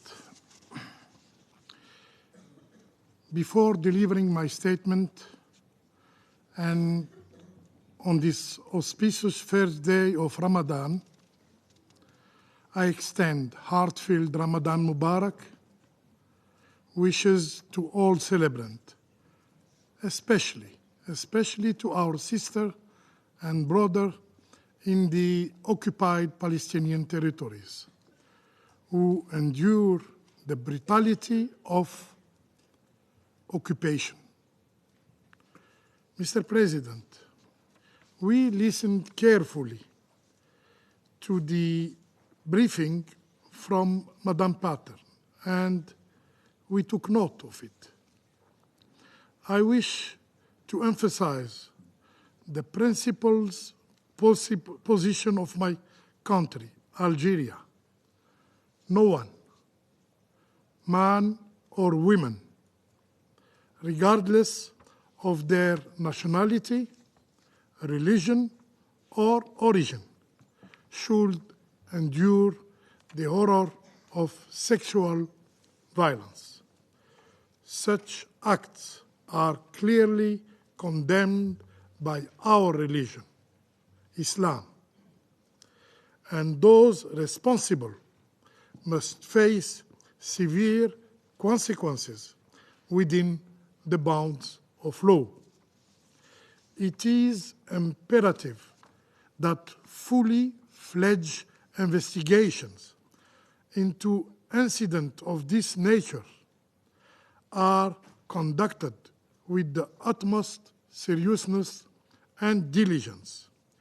We call for international independent investigations on all sexual violence in this region, as suggested by SRSG, Madam Patten. We had hoped for Mrs. Patten to be granted authorization to visit numerous detention centers where the human rights of Palestinians are being violated, with more than 3,884 detainees are held administratively, means without trial. Also, her presence in the Gaza Strip would have allowed her to witness firsthand the extent of sexual abuse inflicted upon Palestinians by the occupying forces and convey them to the international community. Mr. President, for decades now, Palestinian women have borne the impact of a relentless assault, enduring discrimination and unspeakable violence on multiple fronts.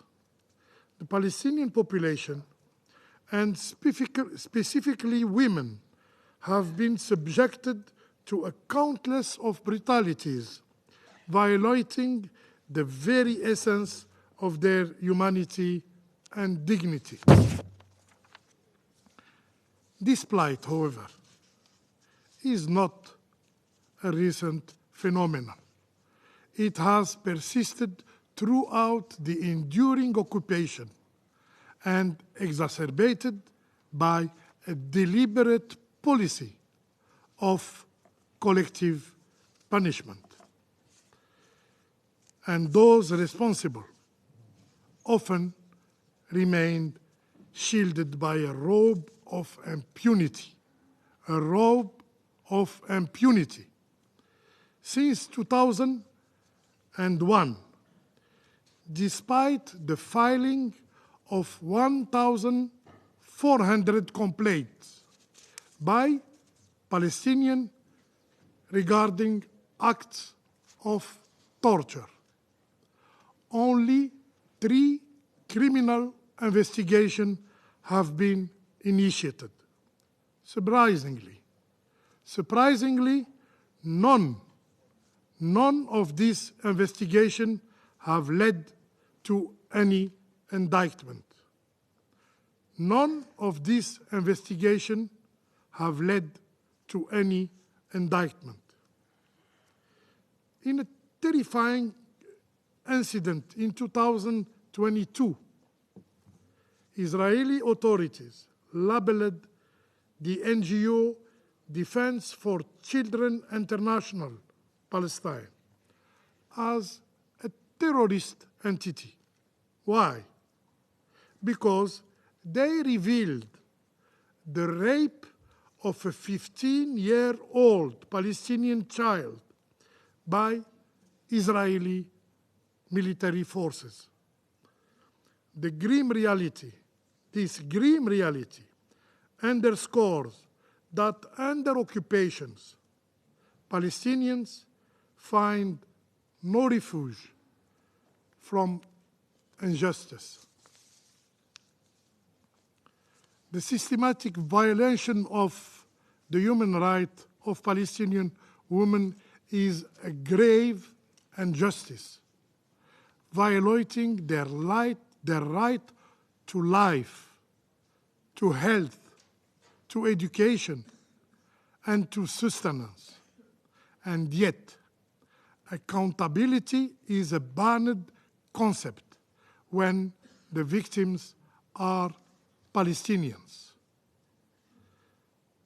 Mr. President, although it is painful for me to mention them as mere numbers, they are not numbers. They are about human beings who have their dreams, who have their dignity stolen from them. Consider this staggering statistic. 30,000 Palestinians killed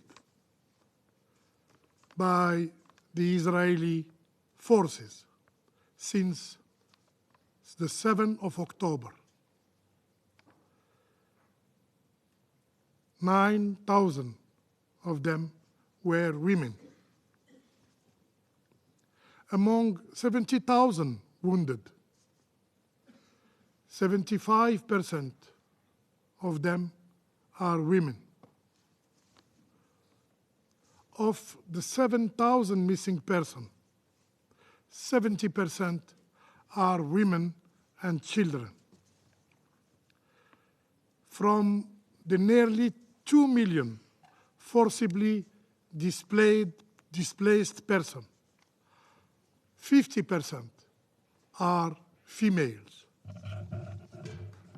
Palestinian human rights organizations report intensified arrest operations by the Israeli occupation force, particularly affecting women.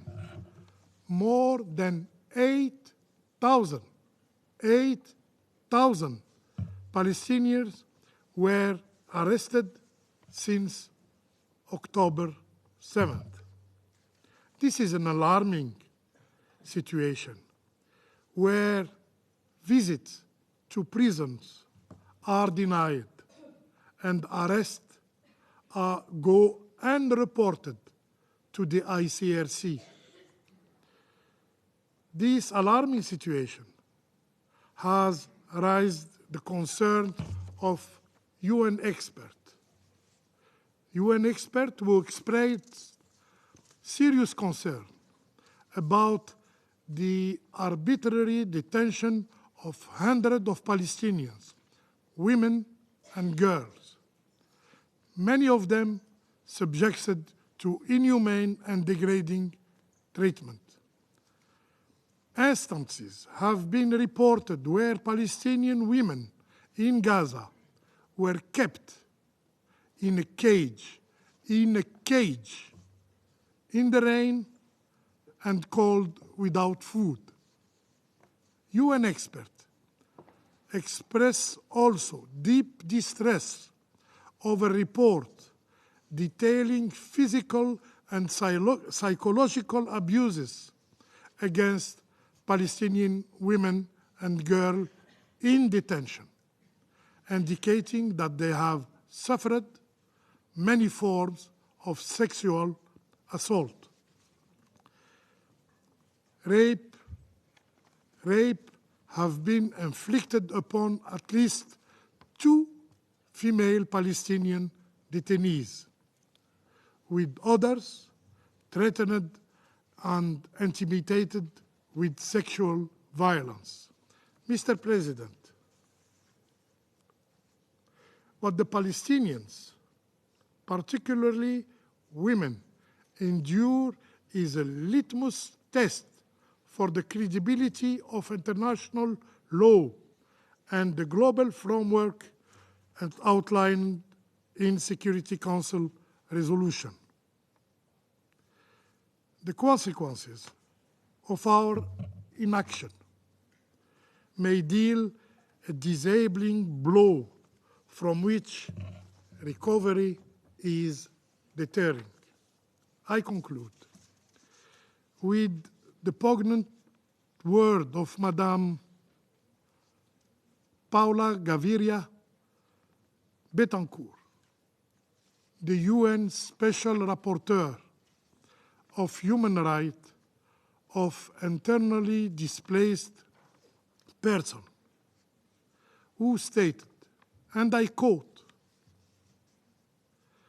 "The international community must relinquish the illusion that Israel will respect the principle of international humanitarian and human rights laws in its military operation. It is imperative to halt this atrocity immediately. This requires an urgent imposition by the Security Council of a ceasefire in Gaza." I thank you. I thank the representative of Algeria for their statement. I shall now make a statement in my capacity as a representative of Japan. I thank SRSG Patten for her valuable briefing. We are profoundly concerned by the harrowing finding of the mission team that there are reasonable grounds to believe that the conflict-related sexual violence occurred in multiple locations during the terror attacks of 7th October last year. We are also greatly disturbed by the finding of the mission team that there is clear and convincing information that sexual violence has been committed against hostages. Such intolerable acts must be stopped immediately. More than 5 months have passed since Hamas and other abhorrent acts of terror against Israel took place. We unequivocally condemn these heinous acts and strongly call for the immediate and unconditional release of all remaining hostages held by Hamas and other groups, all the more so due to possible ongoing sexual violence against those hostages. The report has also found allegations of cruel, inhumane, and degrading treatment against Palestinians in detention, including the increased use of various forms of sexual violence, by which we are also deeply troubled. Sexual violence in conflict is a serious crime that violates not only the physical body, but also human dignity. Japan strongly calls for an end to such atrocious crimes. It must not be used as a tactic of war. Ensuring perpetrators are held accountable is vital. We must also uphold the highest integrity in reporting sexual violence to reduce further harm and stigma for survivors. At the same time, deeply concerned about the catastrophic situation in Gaza, Japan reiterates that all parties to the conflict must act in accordance with international law, including international humanitarian law. In this vein, a humanitarian ceasefire needs to be realized promptly in such a way as to ensure a conducive environment for the sufficient humanitarian assistance activities, as well as to lead the release of the remaining hostages, therefore resulting in the realization of a sustainable ceasefire. In conclusion, Japan reiterates its deep sympathy and solidarity with the victims of sexual violence, including those affected by the brutal violence since the October 7th attacks. Japan remains committed to combating all forms of sexual violence in conflict and alleviating the suffering of all victims of such violence. I shall now make us, I resume my function as President of the Council. I now give the floor to the permanent observer of the Observer State of Palestine. Mr. President, we are meeting as Muslims around the world are celebrating the holy month of Ramadan.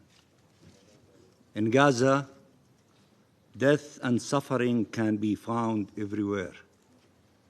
Food and hope can be found nowhere. The massacres of Palestinian civilians continue as we speak, and we and many of the people fasting had nothing to eat for suhoor and may have nothing to eat for iftar. We are meeting as the UN is hosting the Commission on the Status of Women, and Palestinian women and girls are being killed and maimed, are being made homeless and disabled, are being starved and humiliated, are being detained and traumatized. 9,000 Palestinian women have been killed by Israel in Gaza over the past 5 months alone. Every hour, 2 Palestinian mothers are killed.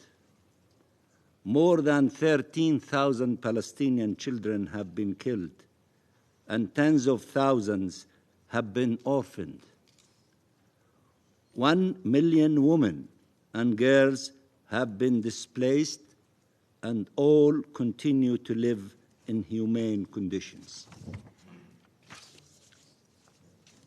We said months ago that the only way to end this occupation-made humanitarian crisis, the only way to spare civilian lives, the only way to allow Palestinian and Israeli families to reunite with their loved ones, the only way to avoid regional escalation is an immediate ceasefire.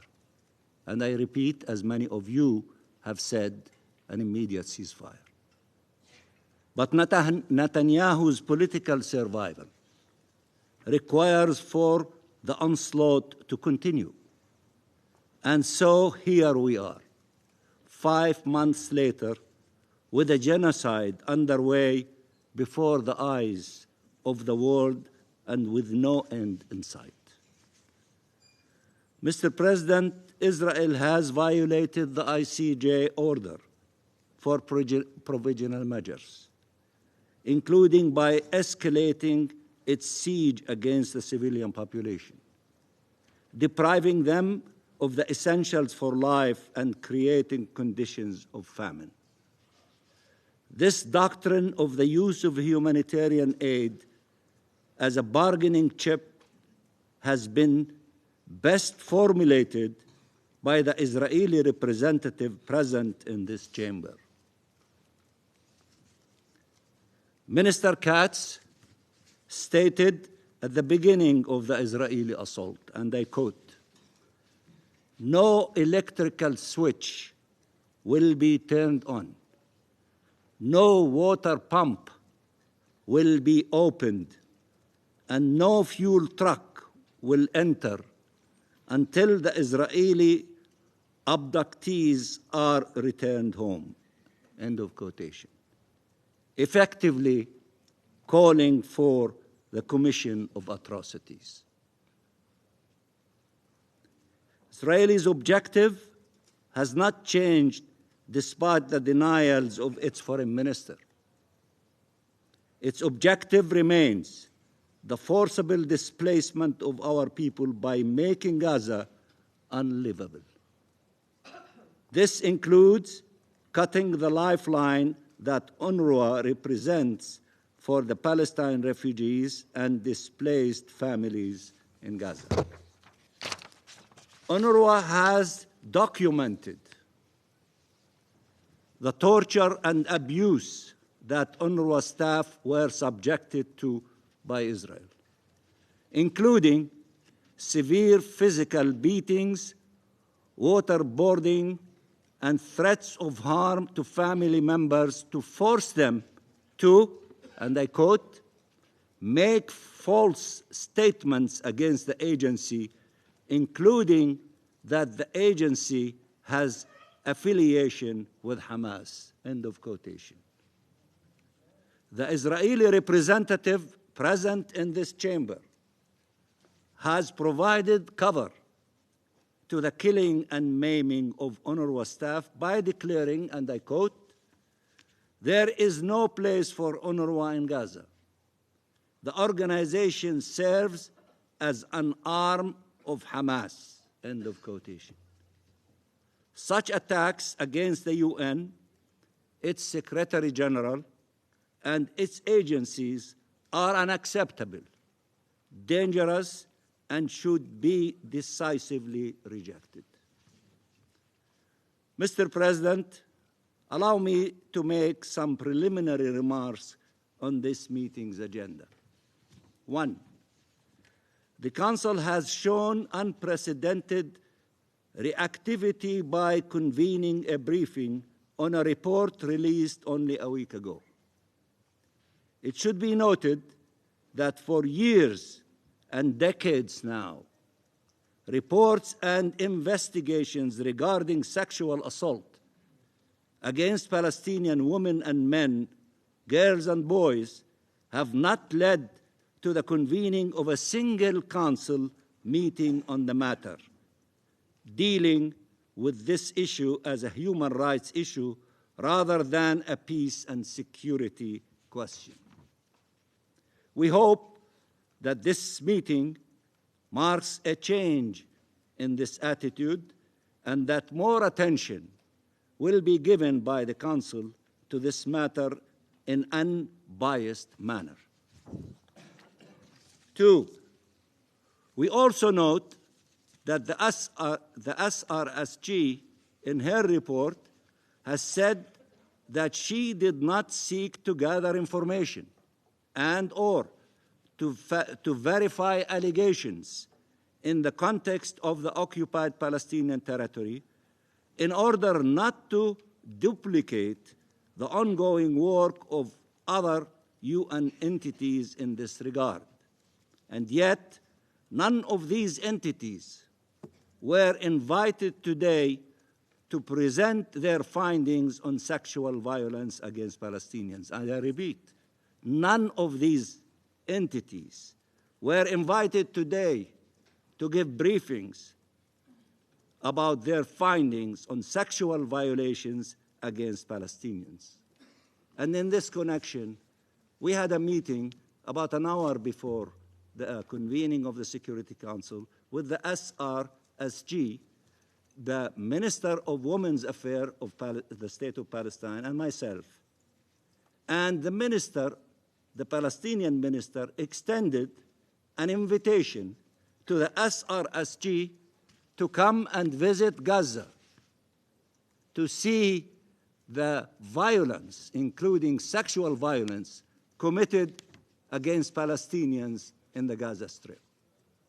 And here I'm saying in this chamber that we extend an invitation to her to come and investigate or to report, not to investigate. She says she does not have an investigations power, but to come and to report to you about sexual violence against the Palestinian people in the Gaza Strip.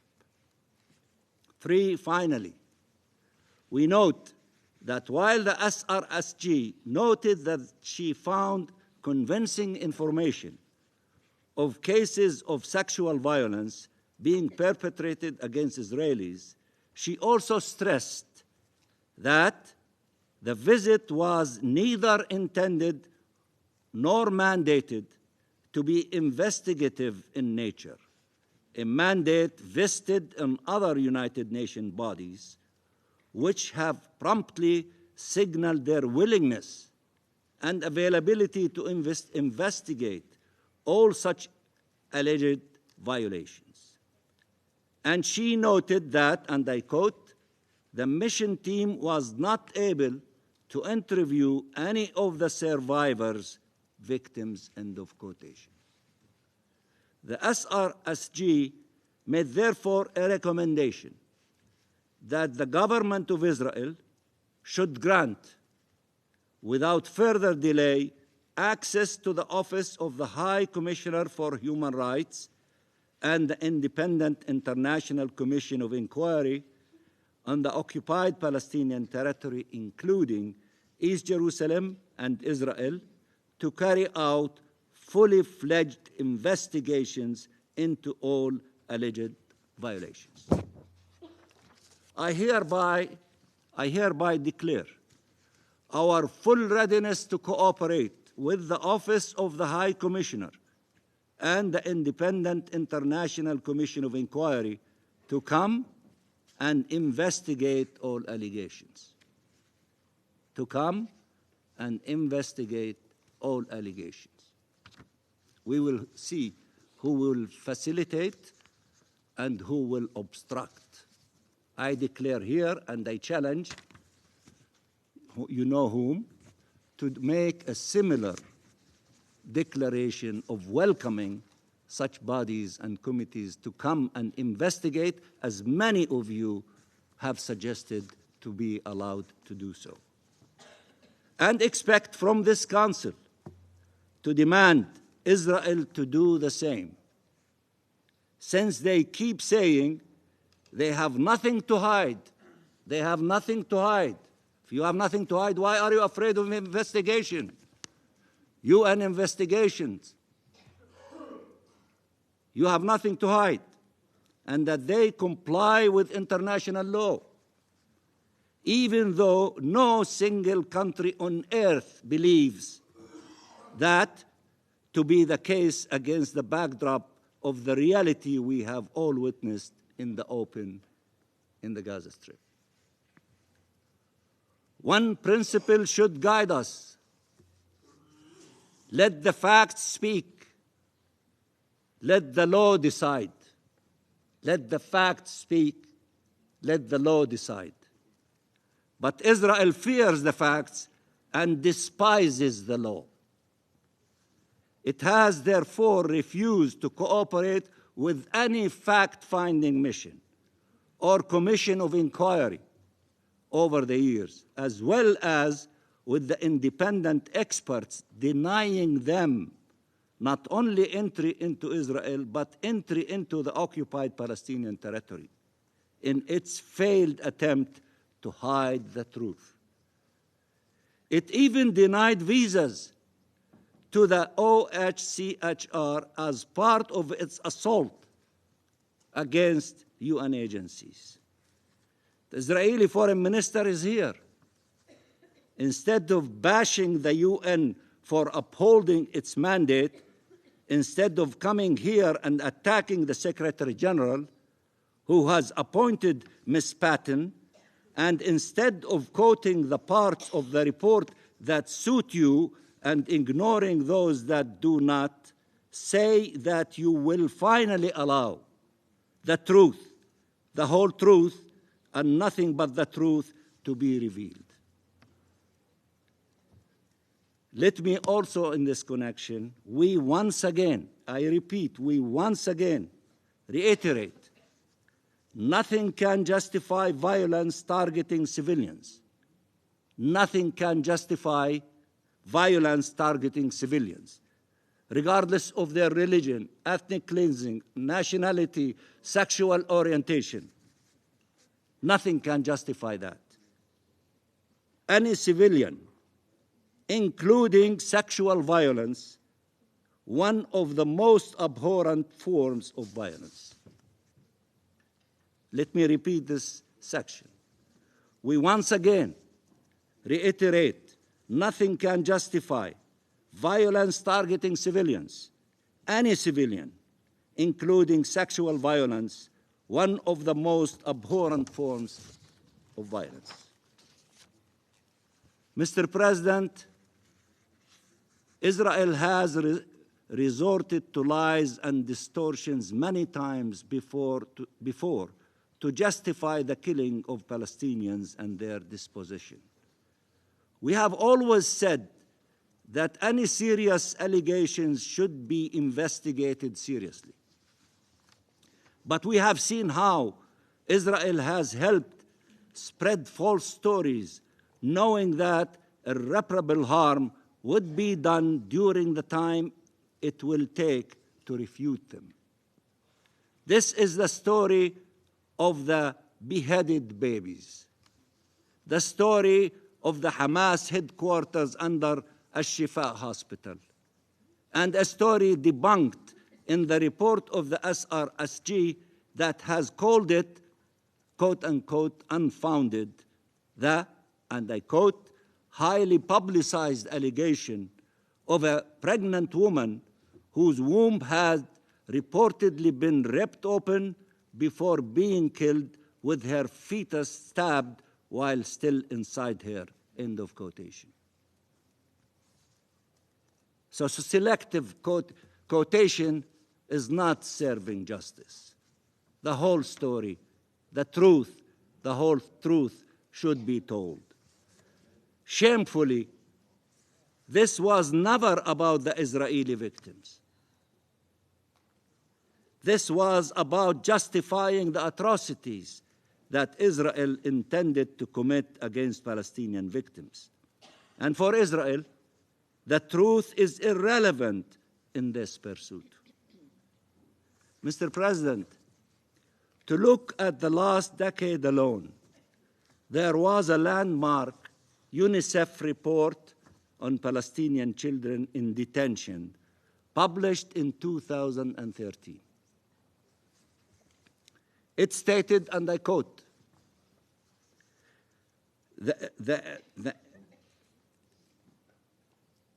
the interrogation mixes intimidation, threats, and physical violence with the clear purpose of forcing the children to confess. Children have been threatened with death, physical violence, solitary confinement, and sexual assault against themselves or a family member. Most children confess at the end of the interrogation, end of quotation. The report concludes, and I quote, that the ill treatment of children appears to be widespread, systematic, and institutionalized, end of quotation. A decade later, in 2024, UN experts expressed alarm over credible allegations of egregious human rights violations to which Palestinian women and girls continue to be subjected in the Gaza Strip and the West Bank. And I quote, "We are particularly distressed by reports that Palestinian women and girls in detention have also been subjected to multiple forms of sexual assault, such as being stripped naked and searched by male Israeli army officers. At least 2 female Palestinian detainees were reportedly raped, while others were reportedly threatened with rape and sexual violence," end of quotations. This is the same report that my brother, Ammar from Algeria, referred to. And that's what the experts said. They also noted that photos of female detainees in degrading circumstances were also reportedly taken by the Israeli army and uploaded online. The High Commissioner for Human Rights found that Israeli security forces' arrests after 7 October were often accompanied by beating, ill treatment, and humiliation of Palestinian women and men, including acts of sexual assault, such as kicking genitals and threats of rape.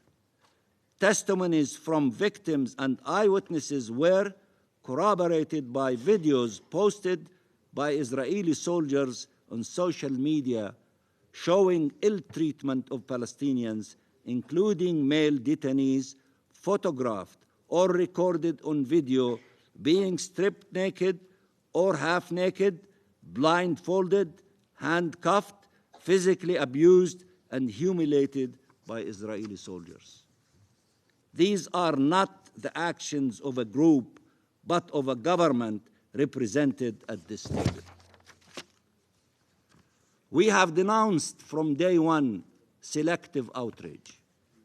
We have denounced the double standards, the dehumanization of Palestinians, considering that our lives, our freedom, our dignity, our security are somehow less sacred or less important. We denounce all violations of international law. We will cooperate with any international investigation and continue to plead for accountability. But no one has ever been held accountable for the crimes committed against the Palestinian people, not even the crimes against our women and children. Israel is killing and maiming every day, detaining every day, destroying the homes of everyone, collectively punishing a nation. Before and after the 7th of October, for 75 years now since the Nakba. It is always the victim, even when it kills and destroys and steals. This is how they deal with it. It's us. We are responsible for our victimization by the Israeli occupying authority. And not a single Israeli leader, not a single member of the Israeli occupation forces has ever been held accountable for any crime committed against the Palestinian people. With officials with such a record, do you believe them when they come and talk to you? This impunity is what made this genocide possible. The fact the Israeli minister can come here to lecture the rest of the world while being part of a government committing atrocities as we speak is the demonstration of the blindness, the arrogance, and the criminality this impunity has fostered. Israel wants your weapons, and I must add the ammunition also, your money, your political support, and then attacks you and dismisses you, attacks this Security Council, these United Nations, all those calling for a ceasefire, all those calling for the law to be upheld. And yet, they come and lecture you. It is time for a change. And that change starts by ending Israeli impunity. Palestinians are being killed as we speak. Palestinian women and girls who have endured so much suffering over decades are confronting even worse levels of suffering today.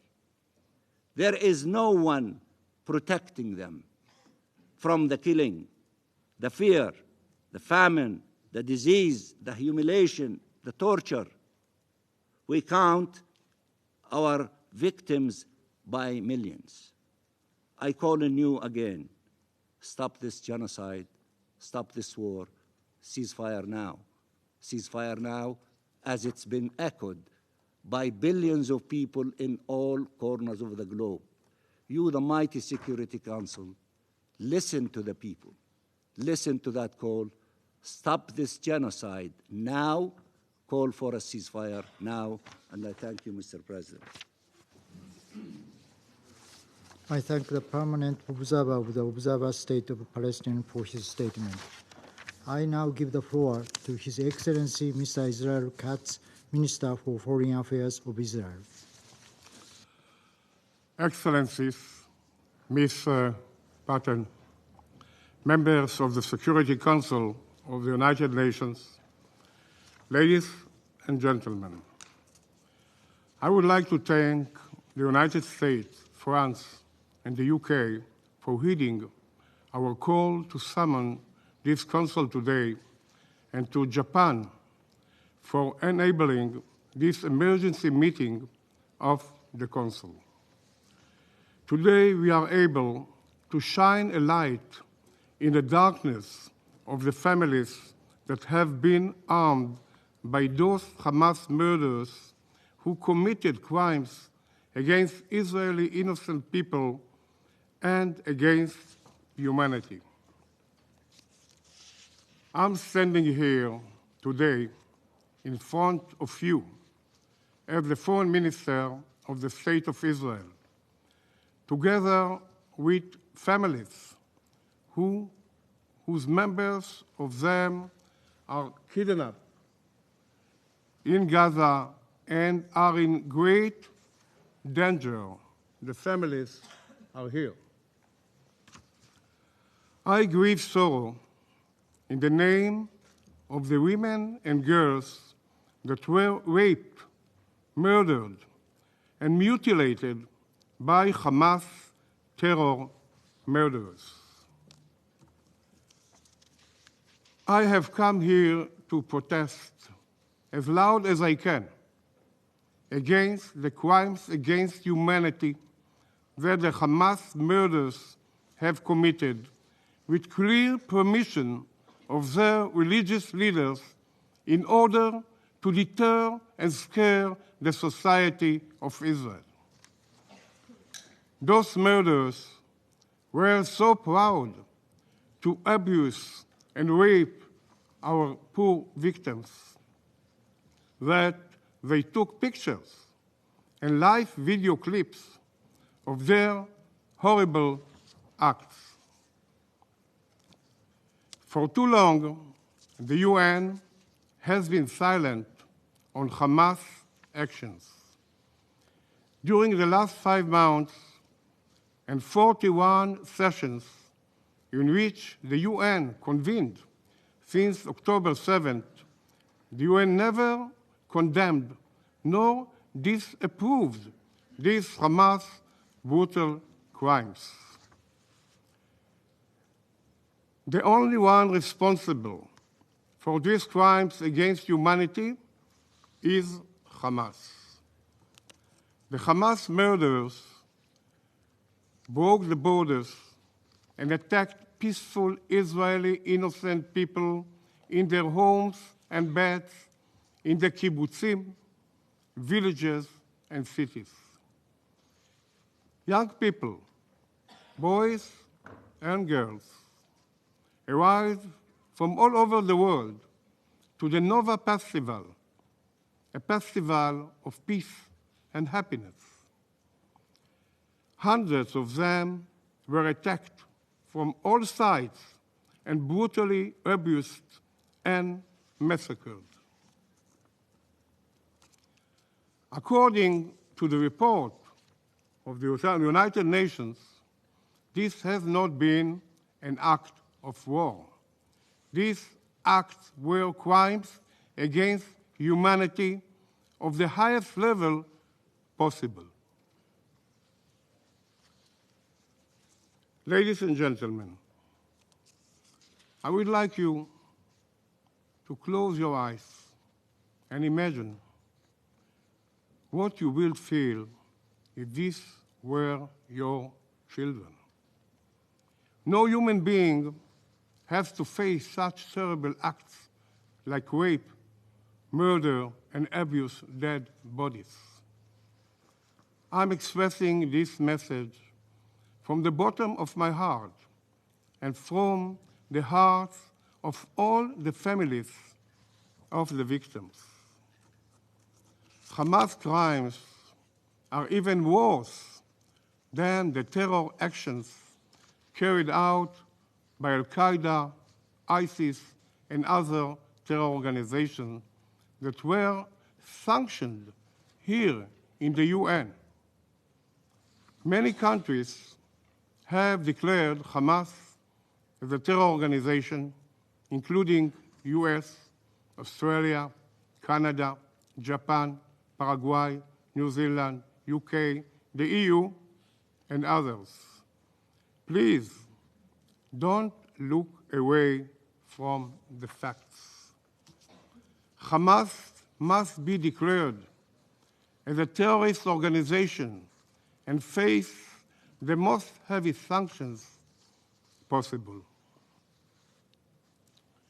The Muslim world is celebrating today the beginning of the Ramadan month, the holiest month for Muslims.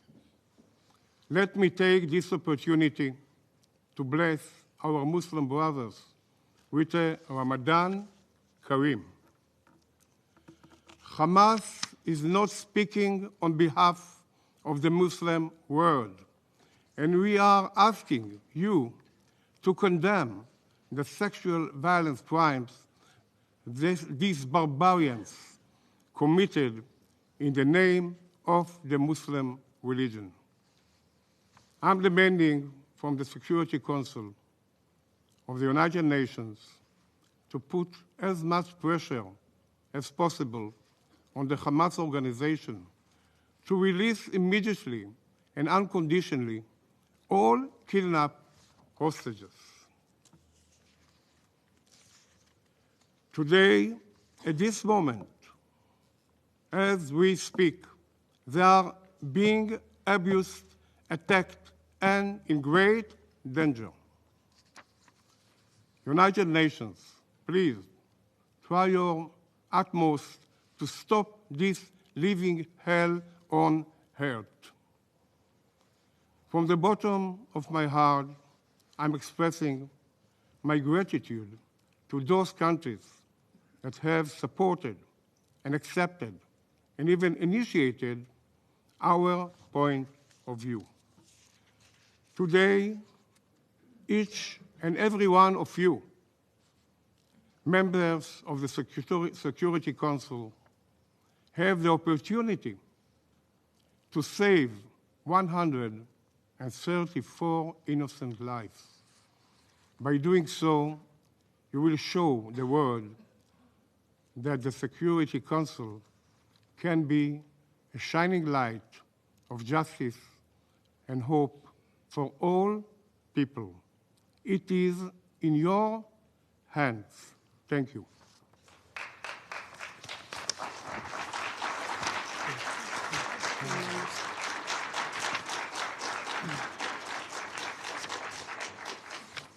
I thank His Excellency Mr. Katz for his statement.